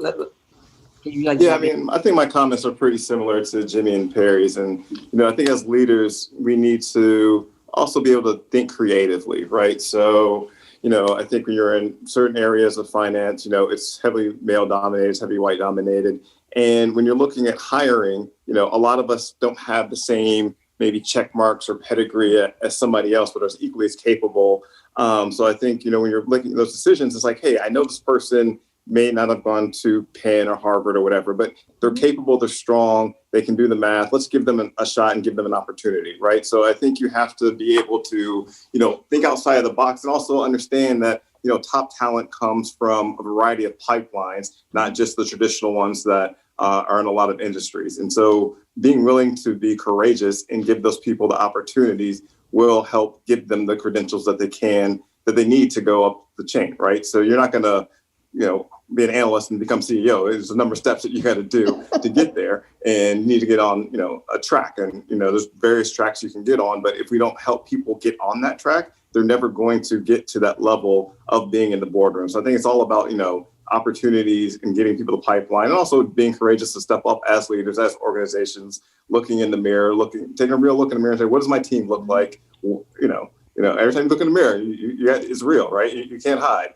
And I think corporately, we need to do that more often and make sure that, our corporates are looking more like the people we're serving, especially in hospitality. It's very important to us to do that. And I think in all these organizations, because, people serve in hotels, you like to drink. There's a lot of industries here that, all of us are a part of, enjoy, are consumers of. And we need to make sure that the inside and executive ranks match, the client base. Ooh, so Elizabeth, Angela, I want to get y'all in. Y'all made it to senior level. So what? Angela?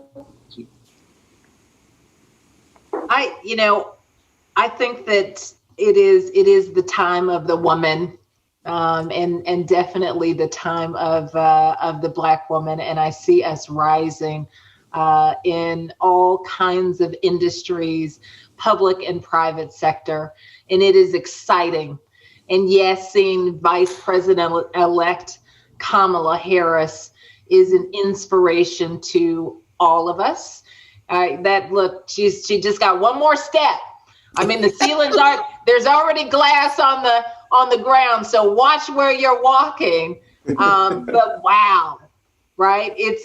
So it's exciting to me because we are educated at a really high rate. I will say one of the things that I focus on is, while Black men may be more represented within kind of corporate as executive echelons, because the gender trend is just still not there, throughout an organization, we've got some challenges with Black men. I mean, when we look at higher education, women, Black women are 70% of Black folks who are getting bachelor degrees. And so there's some work, and obviously we've got all kinds of things around mass incarceration and all kinds of things that are considerations. But, I feel like our Black women, we're on the rise. We're moving. And that what we really do need to make sure that we're focusing on our Black men and providing that support and those networks to get them, from secondary school up to higher ed and into corporations and organizations. And I just want to add one little point here. My encouragement is that we don't fall for the trick of we can't find Black talent. I went to Purdue University. I went to Clark Atlanta University. I can reach out to any network and get Black talent. So I just encourage us, as we are supporting our organizations, we don't allow people to say we can't find Black talent, because there's Black talent out there. I love it. And but the other thing too, we can't limit ourselves to the thought process, and you'll see it as it transpires today. So if I'm the top marketing guy, and I came from, I'll just grab a school, I came from Cornell, and I'm the top marketing guy in the organization. Every time I talk about marketing, it has to be someone from the Cornell or the Stanford. But Perry Jones came from Grambling. Does Perry stand up every time I have a job and say, I'm going to get a Grambling guy? And that's where we missed the opportunity, because all the smartest Blacks don't go to those schools. We're spread across every HBCU, every school. But we don't even take time to go back and give our smaller schools credit. We buy into the big school, and it's not, it's not trying to criticize anyone, but we just have to look at, are we really doing what we think we should be doing, versus am I sitting there looking for someone from Cornell also because this is what that leader said? I love it. So we've been having a wonderful power session in this power forum. And so we've come to the end of our time. We could have a conversation all day. I feel like we could talk and have a whole little family reunion on here. But I want to give us all a chance just to give a quick, 30-second, a word of affirmation or empowerment for the young people who will be watching this as we wrap up this session. And so let's start. We're just going to start. I know Elizabeth has a time frame, so let's start with Elizabeth, and then we'll go down the line. So one 30-second word of affirmation or encouragement for the young people who will be watching this session. Okay, you put pressure on me by making me go first. I'm going to steal something from the Black Panther movie, in which the mom said, "Remember who you are. Show them who you are." And so as young adults are emerging on their career, whether it's entrepreneur in corporate America, just remember who you are and remember to show up every day. So that's my words of encouragement. That's gorgeous, Elizabeth. I'm like, Wakanda forever. And I will actually steal something from Mahatma Gandhi, which I often say, which is be the change that you want to see in the world. It is up to you to influence the environment, to create environment, to be an agent for change. Jimmy? Yeah, I would just say, a couple items, a couple things to think about, right? Number one is connect, right? Connect with who you are as a person, what your values are, what your interests are, and then seek to find an organization to support it or create your own, right? And be that trailblazer in your career and stand for high expectations around what you want to become in your own life. So that's number one, connect with who you are. Second is connect with a powerful network. Connect with people who are going to inspire you, push you, and encourage you to become your very best. And then the third thing is do the hard work. Success don't come easy. It's about a grind. It's about grit. It's about hustle. And once you put in that work and have the network and know who you are and you enjoy what you do, it's so much more rewarding, and the results are going to be in your favor. Mike in. Yeah, I'll just say never doubt yourself. You all are very strong, talented, and are capable of success. And I also say be humble. There's leaders out there who want to help. We want to help. There's others like us who want to help you navigate this journey. And you're going to have your ups and you're going to have your downs, but you can do it. And reach out. Anything that we can do, others can do to help you. Ask questions. Look, none of us got here by ourselves, and we want all of you all to get to where we are and above us, right? So we open doors and we're looking for you, the next generation, to go even farther. And I'm really excited. I think you all have a bright future ahead, and I'm excited to see the next generation of leaders in our organizations. Wonderful. Perry. And I guess I would say, have aspirations that are bigger than you, because what you're journeying into is really around how are you setting foundations for those who come behind you. But if your aspirations are only about you, you become very selfish and you become narrowly focused. Have aspirations that are bigger than you is how I would close out. Wow. Y'all should just take that in. Let that, let that wash over you for a minute. Thank each and every one of you for joining us. So Jimmy Gillespie from State Farm, thank you. Mike Holloman from Hilton, thank you. Angela from Voya, thank you. Perry Jones from Diageo, North America, thank you. And Elizabeth Campbell from McDonald's. We thank you, and we thank State Farm, McDonald's, and Lilly Endowment for sponsoring this session. We hope that you was able to glean some nuggets. You was taking some notes, something that you could tweet to your friends and let them know how you can break through these stereotypes and to make it in corporate America. I'll leave you with this. We often say in the Black Lives Matter movement in the streets that it is our duty to fight for freedom. It is our duty to win. We must love and protect one another. We have nothing to lose but our chains. So I hope you will go and break some chains, that you will bring up some people behind you and remind everyone that we are in this together. And together we will be a Black community that the world will have to take notice of. Thank you for joining us for this Avoiding Minority Stereotypes in Corporate America session. We pray you have a wonderful day, and we look forward to your future and how you're going to blow our minds.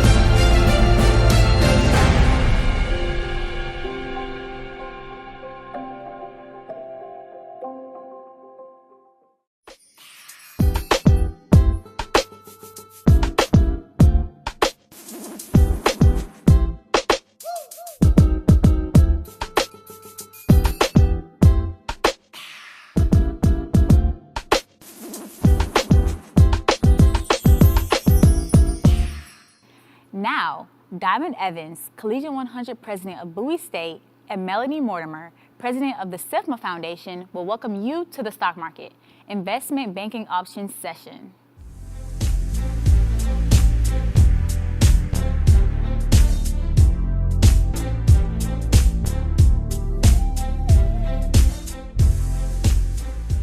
My name is Diamond Evans, President of the Collegiate 100 on the campus of Bowie State University. My major is sport management with a concentration in general business. We are sponsored by 100 Black men of Prince George's County. In my opinion, it is essential to be knowledgeable about financial planning and investments. I plan to use tools and knowledge as well to help my entrepreneurial ventures. Thank you. Hello, Collegiate 100. I'm Melanie Mortimer, president of the SIFMA Foundation. Welcome to today's Power Forum, Stock Market Investment Banking Options, generously sponsored by Lilly Endowment. Today, you're going to hear firsthand from business experts about financial decision-making, investing, and financial careers. Now more than ever, the need for understanding personal finance and investing is enormous, whether maximizing the value and benefits of a first paycheck, moving from surviving to thriving, or developing an investment strategy to carry yourself through retirement.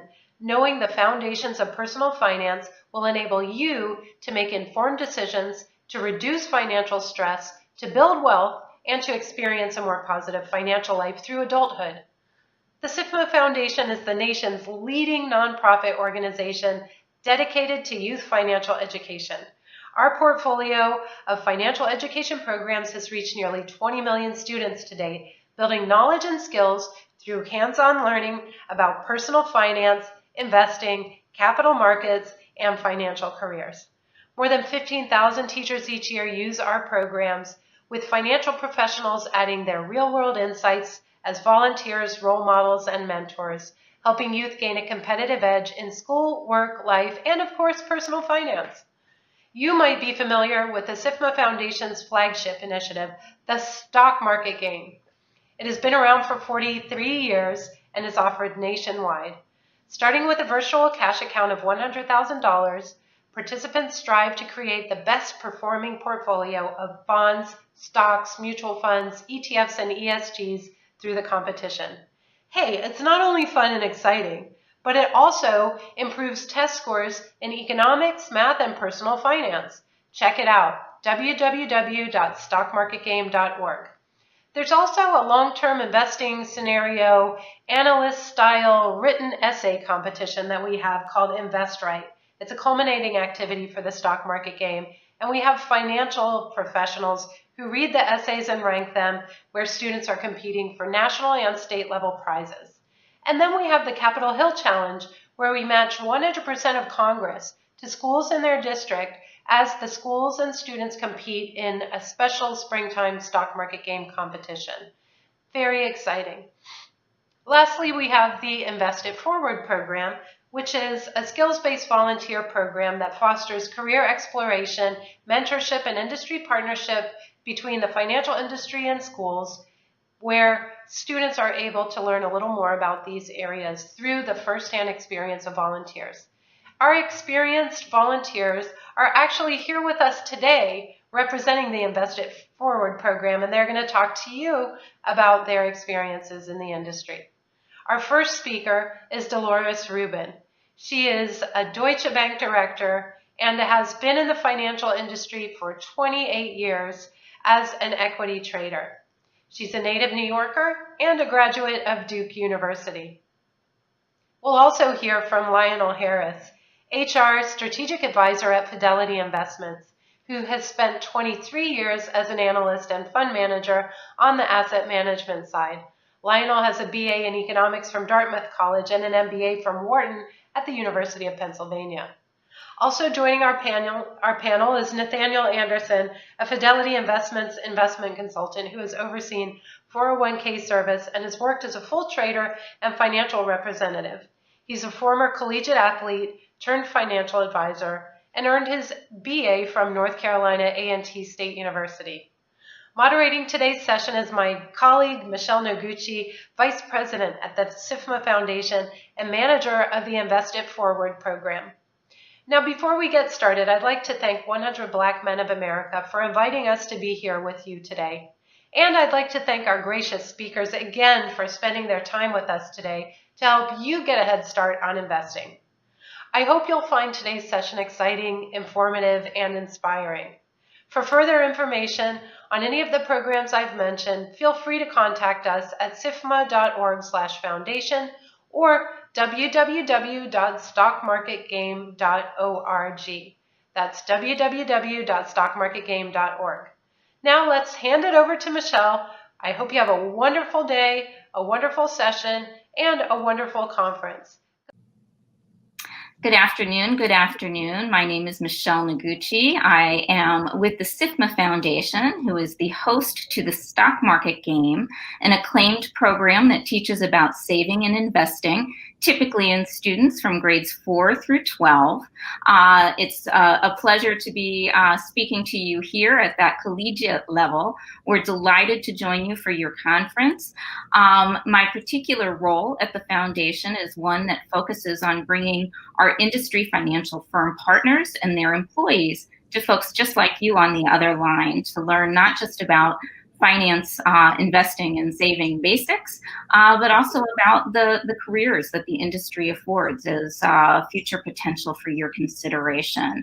We have 3 awesome volunteers with us today, and I'm going to turn to each one of them and ask them to briefly introduce themselves. So Lionel, I believe we will start with you. Sure. Thank you, Michelle. I'm glad to be here. My name is Lionel Harris. I have been at Fidelity Investments now for 25 years, but I've had 5 separate and distinct roles since being at Fidelity. I started out as a high yield bond analyst, and then I was a manager in the high yield bond area, investing on behalf of our clients. And then I moved over to the small cap equity team, and I was a fund manager for about 15 years. Most recently, I decided to make a complete career change, and I switched over to an HR role where I'm a strategic advisor focused on diversity, equity, and inclusion, employee engagement. So that's my story. I'll pass it over to Nathaniel. Thank you, Lionel. I'm Nathaniel Anderson. I've been with Fidelity Investments for a little over 5.5 years. Started off as a mutual fund trader, eventually moved over into our 401k space as a workplace planning consultant, and then moved into the actual investor center, meeting with clients face-to-face as an investment consultant. So about halfway to Fidelity, I've been in multiple departments of the organization, so the background is there. I'm happy to be here. Thank you, Lionel. I'm going to go pass this to Dolores.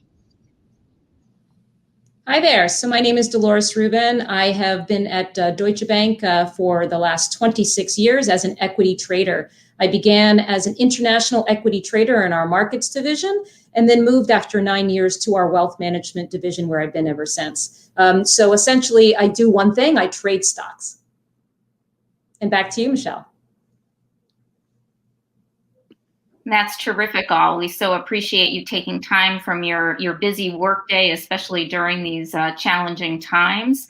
We're going to go ahead and dive into our questions at hand today. Nate, I think I might kick the first off with you regarding why is investing important?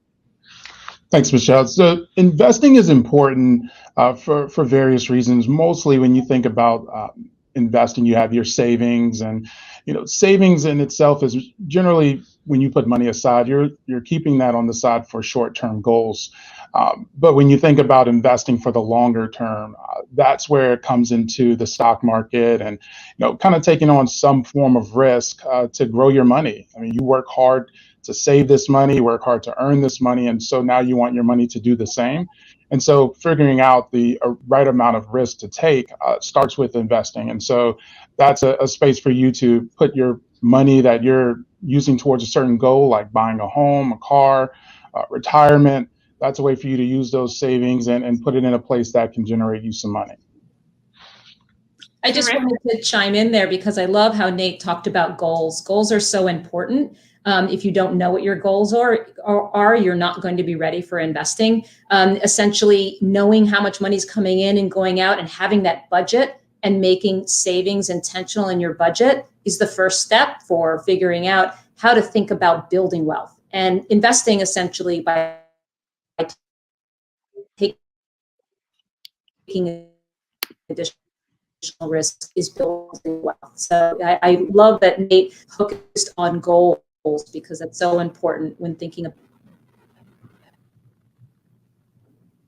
I would just chime in and say sometimes it's easier to understand the power of investing by putting real numbers to it. I'll give you a hypothetical example. Let's say you were able to save $5 a day and you wanted to save or invest that money. One option you could have is just to stuff those $5 a day underneath your mattress. If you were to do that and just put it under your mattress for 20 years, at the end of that 20-year period, you would have something like $36,000 saved up. Now, there's a couple of problems with that. Number one, you probably have a hard time getting a good night's sleep with $36,000 under your mattress. But the second problem is you could probably do better by investing, as Nate and Dolores have mentioned. The stock market, as modeled by the S&P 500 index, over the past 100 years has returned something more along the lines of 10% a year. So take option B, where you would take $5 a day and invest it in a vehicle that could earn you 10% on average per year. And at the end of that 20-year period, you would have something more like $114,000. So that's like 3.5 times more. That's enough to make that down payment on that house that Nate was referring to. But it all starts with budgeting, as Dolores said. Thanks so much, Lionel. Those finance basics are something that we are very committed to, as you might imagine, at the SIFMA Foundation. And that transition from being a saver to an investor is really the crux of our work, and being able to plan kind of for your lifelong goals, what you're really looking to achieve, with the understanding that a savings account alone is not really going to get you there. Would you like to share any of the kind of pros and cons of investing? If we talk about issues like risk and how that might change as well, depending on your age and your life circumstance. Nate, shall I throw that off to you for your reaction first? Oh, thank you. Yeah. So when I look at investing, I don't necessarily look at a con, but it is important to understand when you're investing, why you're investing. Everybody wants to make money in some way, shape, or form, but understanding what you're actually investing in is very important, because the last thing you want to do is to make a decision that could potentially, have those monies that you set aside not be available when it's time to use towards the goal. When you think about a shorter term goal, something that's coming up within, 1 to 3 year time frame, it may not make the most sense to throw your money into something very aggressive. Could potentially things turn to a position where you can generate a lot of growth faster? Most definitely. But should something happen in the market, things always are changing. By the time that you need those funds, they may not be what you plan to happen. So it is truly important to make sure that from a pro perspective, you are understanding what you're investing in. You don't have to put hours and hours a day into research, but it is important to just to get understanding of what that investment product is doing for you. Thanks so much, Nate. I tend to Dolores and Lionel. Yeah, I tend to agree with Nate. It's not about necessarily pros and cons. Again, we're talking about building wealth, and investing is that vehicle for building wealth after you've gotten all of that savings down and you have your emergency fund ready. The key is understanding also what your risk tolerance is. And that's going to be a very personal decision. Understanding about what it is that you are okay with in case it does not take off as an investment, or that you may lose. Everyone's going to have a different level of risk tolerance. And it's important to understand where you and your family, where you fit in that spectrum, so that when you are making an informed decision after you've done your research, that you know that this is not money that you have to rely on to pay those bills for next month. But you know that if you can stick with it and you've done your homework, that it will pay those dividends, as Lionel was saying, in the end, having a lot more than just the money sitting under the mattress. Thanks so much, Dolores. Lionel? Yeah, I'll just chime in and tag onto that. When I think about the cons of investing that I've experienced in my career, it's been where I haven't followed the proper path. For example, one of the things I would encourage the audience to try to do is keep a long view, right? You can't have that short-term view that Nathaniel was talking about and be as successful an investor as you would have otherwise been. I mean, you look at some of the best long-term stories in the market. Take Apple, for example. We all know that's a great company and it's been a great stock. But if you look back at their chart over the last 5 years, you'll see that there have been plenty of times, maybe 3 to 5 times where the stock is corrected down by as much as 20%, even more. If you have a short-term view, you're more likely to get panicked and get scared and sell out of the stock because you don't really have a true understanding of what you own and don't appreciate the long-term story. If you have that long view, I think you'll be more likely to stay in that stock and really reap the full gains from being in an Apple. The other mistake that I've seen people make, and this gets around to cons, is not diversifying. So not putting all your eggs in one basket. You want to spread your investments out across many different types of stocks, many different types of bonds. And you can do that through mutual funds and ETFs and other vehicles. And what that will mean is that you'll be more protected. So if something doesn't do well in the short term, you'll have something else to maybe balance that off. And overall, your portfolio will be more stable. So don't forget to diversify. Great words of wisdom, and it actually toggles right over to our next question in terms of, seems like a very large responsibility for an individual to take on by themselves. Can you speak a little bit to the role of a financial firm and what their service is to their investors? Nate, would you like to kick us off with that one, perhaps? Sure. So what I'll say is, in my role, of course, as a financial advisor, my goal and my specialty is to help clients navigate those difficult decisions when it comes to their investments and their retirement. How we assist clients overall, though, is we have processes and platforms in place for those who want to come in and do it themselves, and that's perfectly fine. We're going to give you the resources that you need. But financial firms also have guidance models where you sit down in front of a professional like myself, and we talk through what you're wanting to accomplish. What do you feel like you're missing? What do you feel like you need? And conceptually go through different strategies and options that are going to make the most sense. You can also look at, for a lot of these institutions, including Fidelity, is we have a 401k side of the business. So we understand that nowadays the good old pension plan isn't necessarily being offered as much. So a lot of employees are tasked with having to pretty much fund their own retirement. And so having those options and being able to save and kind of set it and forget it, that's where that comes into play. And then also college savings, you think about building wealth. There's multiple solutions that financial firms generally going to offer you so that you can have your goals accomplished. Thanks so much, Nate. Dolores, Lionel, any further comments along that line?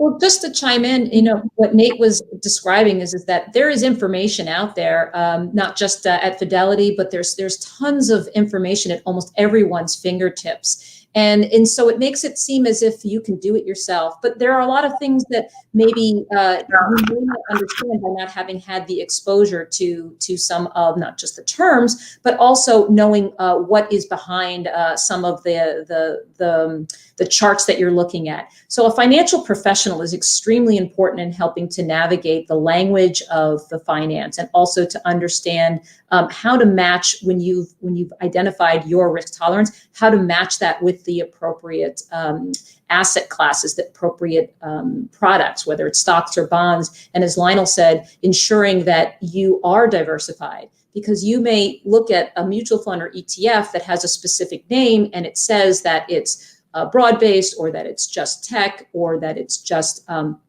consumer discretionary. But when you actually look at what's in it, it may all have the same top names, because right now tech, consumer discretionary, and the broad market have some of the same names as the heavily weighted in that S&P 500 that Lionel referenced. So it's really important to know that you don't know everything, and that there are people that this is what our job is to help you learn enough so that you can make those informed decisions. Thanks so much, Dolores. Lionel, would you like to piggyback there? I'll just piggyback and say, I know that it can be sometimes intimidating to think about starting to invest, and certainly financial firms are one venue that you can use to help you get yourself started. But I would also just keep an eye out for trusted advisors, and that trusted advisor may be a parent, a relative, a good friend, a professor, somebody that can be a good thought partner for you as you think about starting your investing future. And that's terrific. Thank you so much. We began kind of on the bigger picture, if you will, of finance and investing in a more general way. Can we bring that down into what investment banking actually is? Maybe even a kind of textbook definition of that for our students. Hi, so I'll take that one. This is Dolores. Investment bank, you can think of the investment bank as the engine room of the economy. It's where you create capital. So what does that mean? It means that there may be companies, or there actually also may be governments or other entities that are looking to raise funds. And the investment bank is where they would go to raise funds. You think about someone issuing debt, creating a bond. That would be something that goes through an investment bank. You think about someone wanting to have shares in their company distributed. That's stocks. That would be going through an investment bank to bring a company public, to be able to offer that into the marketplace. But the investment bank itself, any investment bank, is comprised of many different groups that all work together to be able to help for the whole idea of the creation of capital.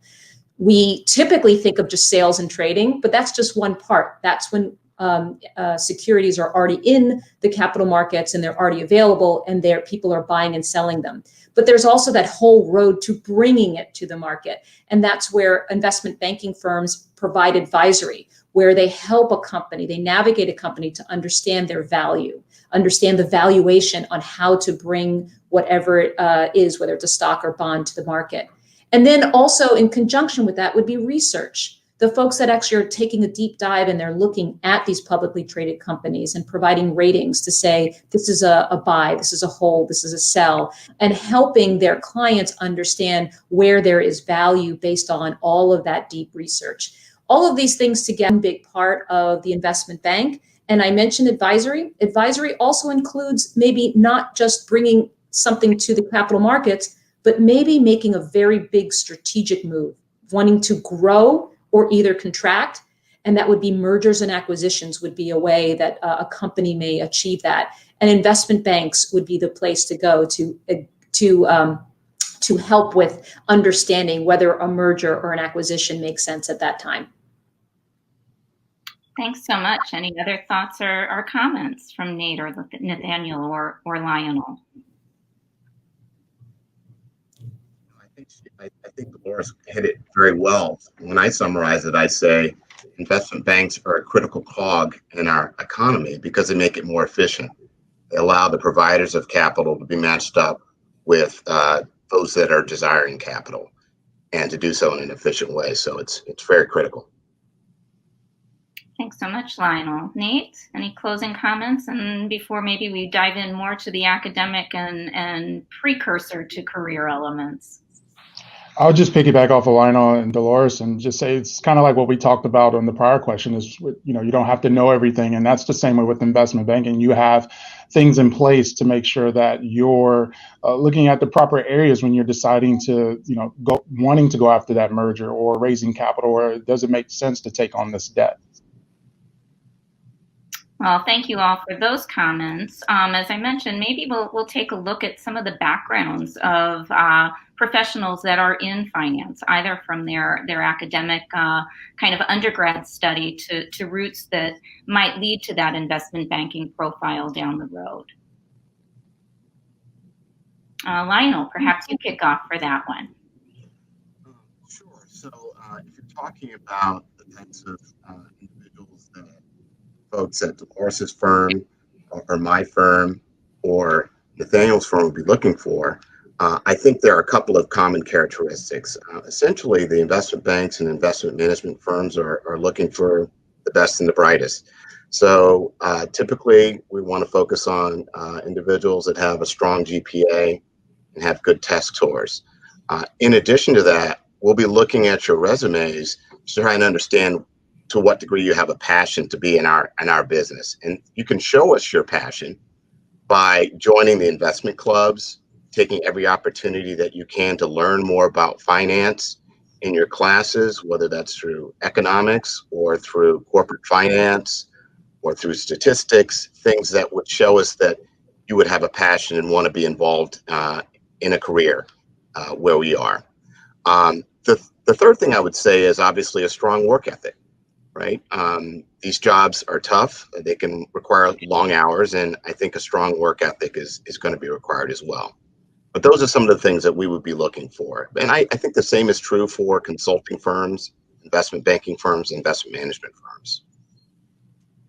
Thanks so much for that. And with two varied backgrounds too in front of us, perhaps Dolores, Nathaniel, you'd like to comment as well on that. I think Lionel, pretty much summed it up. I mean, there are so many general things that are very important, but I think what's really key is in ensuring that you are learning the language of economics and finance, taking extra time to read periodicals. As I mentioned earlier, when you're thinking about investing, there's so much information available. So there's a lot of do-it-yourself in terms of education and keeping up with markets and market news. But I think it is important to think about the type of not only classes, but extracurriculars. There are, as Lionel mentioned, there are investment clubs almost at every single college. That's a great way of just getting a sense of the feel of markets. But also don't forget about alumni networks. The finance industry has so many different parts to it and so many different people working in different areas within finance. There may be someone that went to your school right now that is already doing something in finance. Reach out to them to get a sense of what their day-to-day is.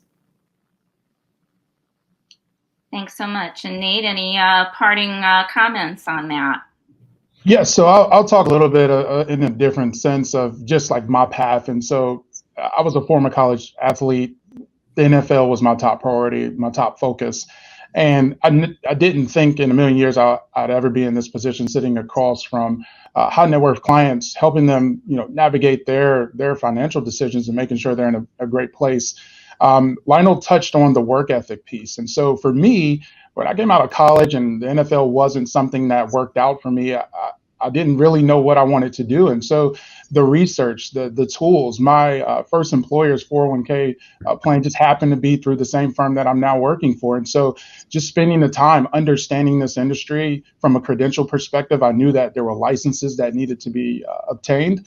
And I also knew that I had to put myself in a position where I understood this material to help others, because in my family, we didn't talk about finance. And so this is why I do what I do on a daily basis. And I feel like when you think about what's going to get you into all of these varied roles, is you're going to need the credentials, you're going to need the education, you're going to need to put the time in to understand and perfect your craft on that particular area in this space. But the work ethic component is also something that will speak to that as you continue to push through the different stresses that these type of roles bring, but also the rewards that they can offer as well. Would anyone like to comment kind of on the lifelong learning that's required in the industry, well beyond your high school, undergrad, potentially even, post-grad work, licensing, Nathaniel, you just mentioned, excuse me.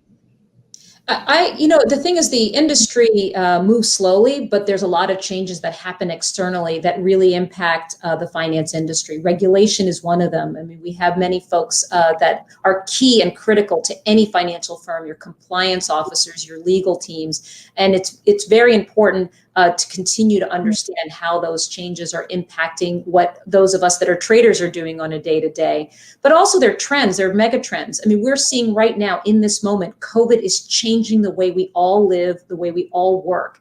And how do those trends and changes, how do they impact the finance industry? The fact that I'm actually recording from home and I'm a trader is something that no one would have imagined years ago. That's important to know. So keeping up with what that trend may mean for investing is also important. We've seen the stock market actually outperform during COVID, which is surprising because the cases continue to go up. Well, why? Because we have companies who have positioned themselves for this megatrend, the change of technology, the change of how we do work. And those are the most heavily weighted within the S&P. Bottom line is that the constant learning is essential for being on top of where the next trend is, where things are going, and also how to best meet the needs of clients that may be moving faster than the speed of a large corporation. Great input. Lionel, I'm guessing you might have something to add in this particular part of the conversation as well. Well, actually, that was a great answer from Dolores. I don't know if I do have that much to add. I do think that this growth mindset that everybody on this call has absolutely been key. It's certainly been key to my career at Fidelity. As an analyst, you're constantly learning. And when you come in as a Fidelity analyst, you're given a group of companies that may be in a particular industry. You have to learn all the companies and learn to model those companies and learn about the management teams and the industry itself. And then just as you're finishing that up, they give you another industry to add to your coverage. And they rotate you through this until finally you're ready to become a fund manager. So this idea of constant learning and having a growth mindset has been absolutely key to being successful as an investment professional. And then, of course, when you're a fund manager, you're constantly pouring through new ideas, learning new things about new companies, new management teams, new industries. And so, once again, it really is a constant, you're a constant student, I would say, to the extent that you choose a career in investment banking, investment management, or even consulting. Terrific. So much appreciate all of those inputs for our students. They go in eyes wide open instead of really not knowing about those pathways. We've talked a little bit or touched on extracurricular beyond what I would say the investment clubs, et cetera. You're all here today with us as volunteers. And I wonder if you might speak a little bit to that notion of being of service, because I happen to notice on all of your profiles that is something consequential to each of you. So maybe that might touch on some of the networking elements and other ways that you can make yourself stand out from the crowd.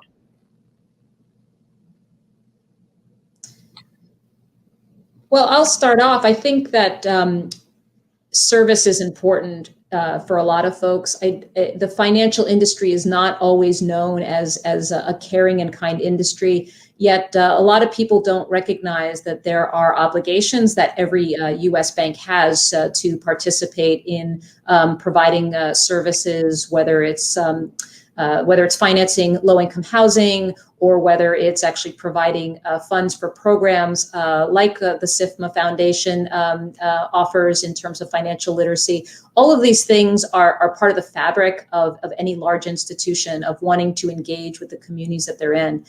What's really interesting is that me personally, I find that there is this new move, and I'm not sure if any of you have heard about ESG, environment, social governance, and the sustainability and responsible investing. All of these things wrapped up together are moving the lens from your traditional investing style to thinking about your stakeholders, thinking about how you impact the world by how you invest. And this trend is actually being woven into the fabric within the finance industry in very different ways across the globe. And I think that the extracurriculars that we do to keep in touch with how to improve our own communities and how to give our financial information to those that may not have it, I think we will start to see the finance industry overall embed within it ways of doing better for society overall by focusing investments and focusing lenses on the systemic issues that plague all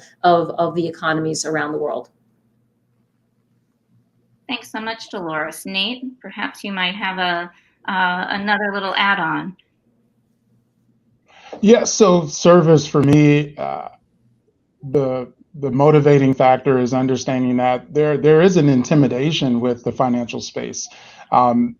Individuals, and I know this was me before I came into the industry, walking into an investment office, I'm like, I don't have enough money. They're not going to want to talk to me. They're not going to want to help me. So it makes no sense to invest. And so it's really about showing that, hey, like there are ways, especially in this day and age of getting started earlier. There's so many platforms that are going to make it easier for you, no matter how much money you're looking to start off with. And so being able to get that word out into the local communities and individuals who may even have a desire to look at careers in this space to understand like, hey, this is something that generally has been an intimidating thing to discuss and to dive into, but you'll find out sooner than later that there's so much that's offered that can, no matter if you're an expert or somebody who's just starting out, that there's materials that cater to you. Thanks so much, Nate. Lionel, on the tail end of that question. Sure. If the question is about service and my service personally, for me, service in the community has always been about giving back, and it relates to the way I grew up and the recognition that, I would not be sitting in my chair today and experiencing the degree of success that I've had if I hadn't had that helping hand, those critical mentors and sponsors at different points in my career to teach me and guide me and show me the way.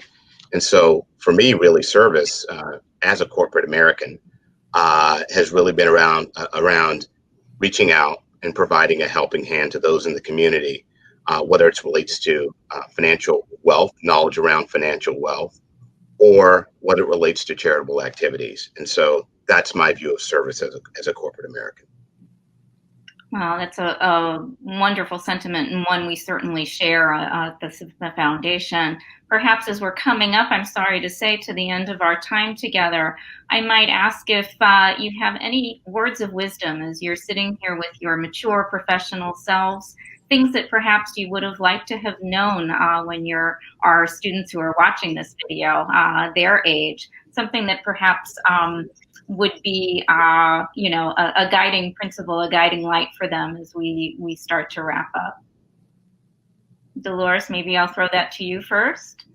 Well, I'm so happy that Nathaniel brought up the intimidation factor of the finance industry. I think it's so important to recognize that the finance industry really has so many different types of roles that are important to make these companies work.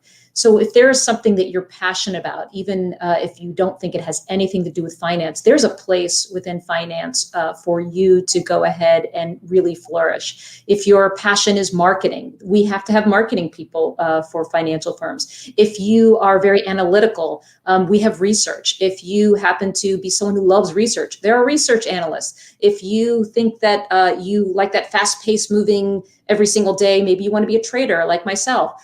There are so many different ways to enter this industry, which I had no idea about. But I think it's so important what Nathaniel said. Do not be intimidated by the finance industry. Go forward, follow your passion, and find what it is that makes you tick, and then work on learning more about the overall language of the finance industry. Keep up those networks and find your spot, because there will be a spot for you. Thanks so much, Dolores. Nathaniel, we'll go in the order of our boxes. Yes, so I would say that it's very important to, one of the first things we talked about during this session was risk, and risk within the investing space, but also risk when you're thinking about what you want to do in life. This very same office I'm sitting in as we speak, 6 years ago, I sat in for an interview for my position in this office, and I was told no. And I knew that this was the space that I was destined to be in, but I had to go back to the drawing board and figure out, hey, what do I not know? What do I need to know? How can I make myself a better candidate?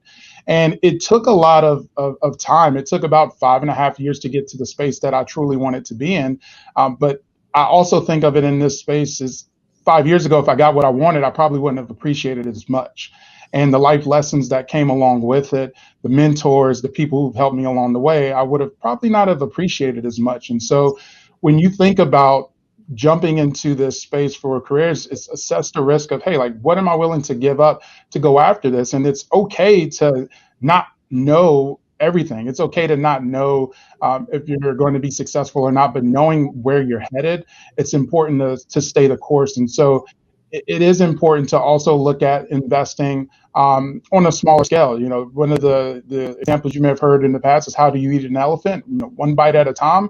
You can apply that principle to everything. And so if there's something that you're passionate about in this space and you say, hey, this looks like something that I want to do, then go for it. And take those small baby steps that are going to still, at the end of the day, push you forward and put you in a better spot. And make sure that you do appreciate it once you do accomplish those goals. And then you turn it back over and give back to the community as well. What a great motivational, inspirational way to transfer over to you, Lionel. Yeah, I have just a couple of add-ons to that. Absolutely. I was going to tag on with pay it forward by reaching down and pulling others up behind you as you achieve a level of success in your personal and professional lives. But one of the things that I wanted to leave this group with was, and this is from my personal experience. When I started out after school, I had a lot of debt. It took me a while to pay that debt off, and I didn't have money to invest. And the point I want to make to you is that you don't have to wait until you have money, good gobs of money in your bank account to invest, to actually start preparing yourself to the point where when you do have the money, you'll be able to invest that money wisely. And you can do that by, as Dolores alluded to, starting to read the Wall Street Journal, starting to familiarize yourself with the lingo and the fluency of the financial markets. What types of terms are important? What are people talking about that's important today? Pick up a book about investing.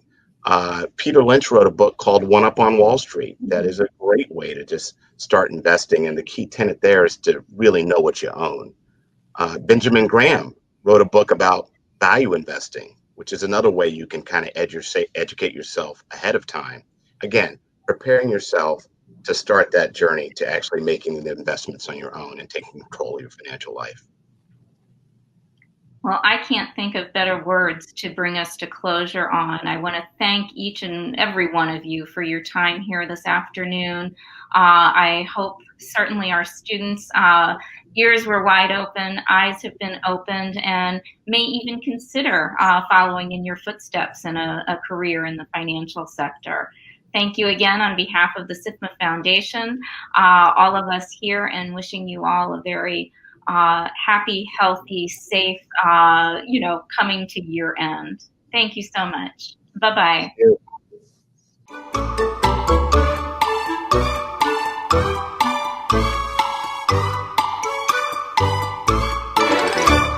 What a wonderful day today has been. The Ox Court session is coming up after a few closing words from Chairman Dortch and Vice Chairman Dotson. You won't want to miss the fun games and the DJ ahead.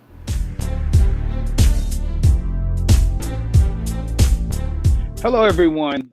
Thanks for hanging out with us. Last year, we made, of course, history with the first ever national conference focused on minority college students. I say our Black students. This year, more history was made as we brought to you the Virtual Collegiate 100 Conference. Joining me for this important wrap-up session is my friend, my brother, and Vice Chairman, Al Dotson. Hey, Tommy. It's been such a great conference, and here we are already at the closing wrap-up session. The information presented has been invaluable, and it is my hope that all the students, let me say all the scholars that are listening live or on demand will grab the golden nuggets of information that were given and take immediate action. If you do so, you will move further toward your goals and accelerate your personal path to success. That's right, Al. As we know, it is each of our responsibility to reach back and bring others along. So I encourage each student to share the information they gained today. That is a key action item. Share the knowledge you gained from this conference with your entire circle of influence.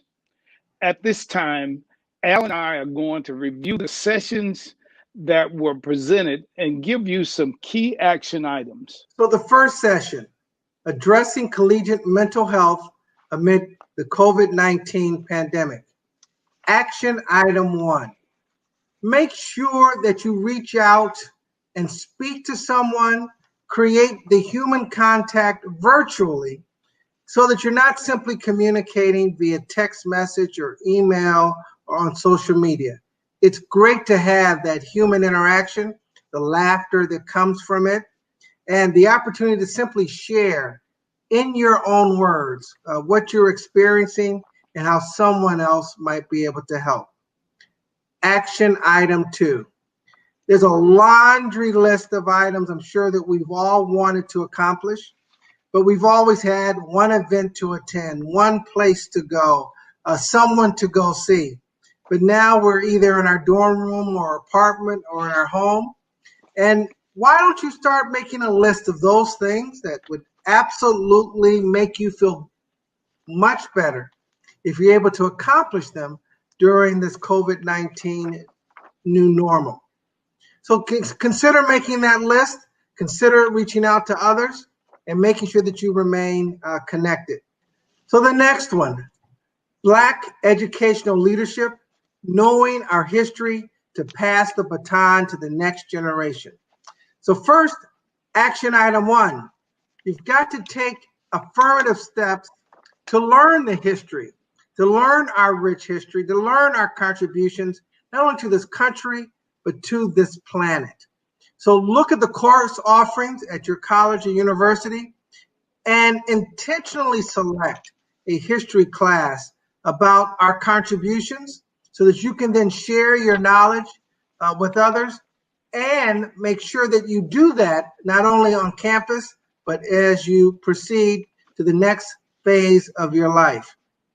The next item, action item I'm going to suggest that you take, and that relates to your life on campus. Too often, what we learn in class, we don't apply while we're in school. Consider how what you've learned about the history of African Americans to our country can be applied to the actions that you take on campus. Take a moment to learn about how, through activism, you can make the campus and our country a better place. Effecting your branding, resume writing, and interview skills. Know yourself and show with confidence who you are. Action item 2, look the interviewer directly in the eyes and sell yourself. Let them know what you know, but leave no doubt about who you are when you leave that interview. Mobilizing communities for social justice and inequality reform. Civic engagement 1, action item 1, get involved in civic engagement. It's important that you are registered to vote, that you're getting your colleagues and friends and family members to register to vote, and make sure there is an effort to educate about the issues at hand. And then, of course, the next thing is to make sure before Election Day that you are helping to ensure your friends can get to the polls. As I said, make sure you're up on all of the key issues. And then, of course, vote, whether you vote absentee or by mail, or whether you, again, turn out to the polls and you're part of the poll workers, or you are at least a poll watcher, but be involved in this process as we deal with the whole issue of social justice.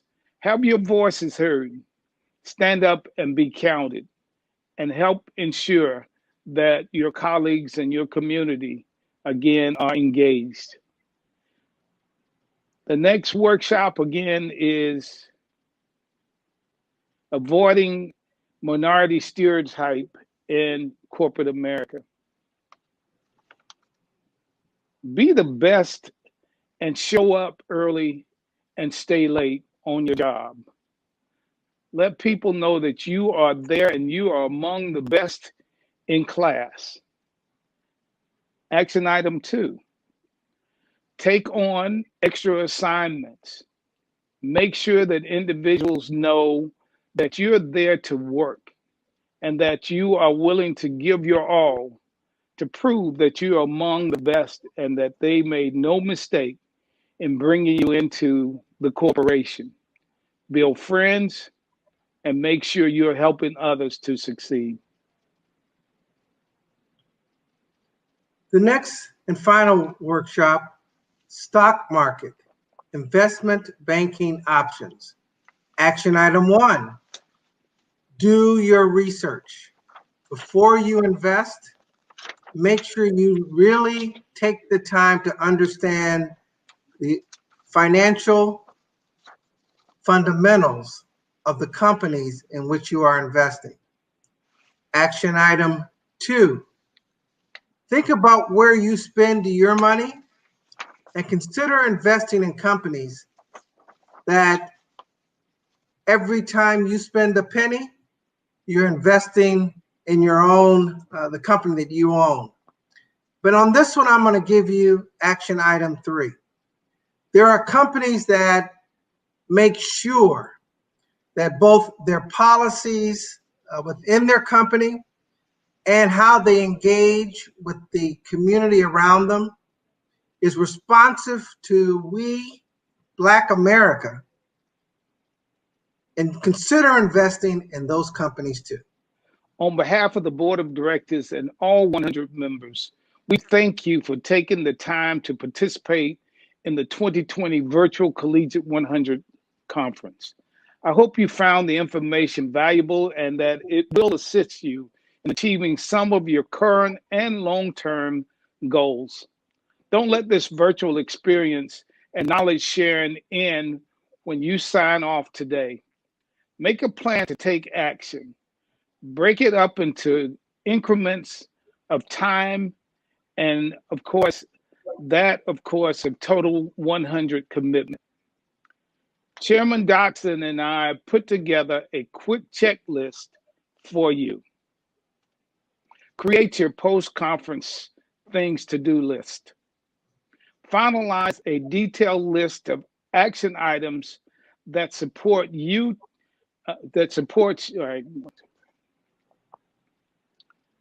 Finalize a detailed list of action items that support your to-do list. Network and follow up on the contacts and leads you obtain from the C100 conference. Start taking action. Create the written plan for achieving your 3-month and 2-year goals. Of course, these are current and immediate, long and short-term goals. Implement and complete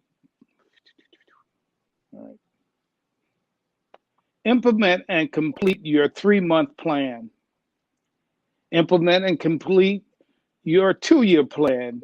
Modify as required. Al, do you have any closing remarks? Yes, of course I do.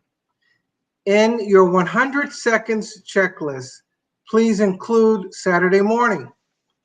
Give yourself a calendar reminder, set your alarm, schedule an appointment so that you are sure to attend the virtual job fair.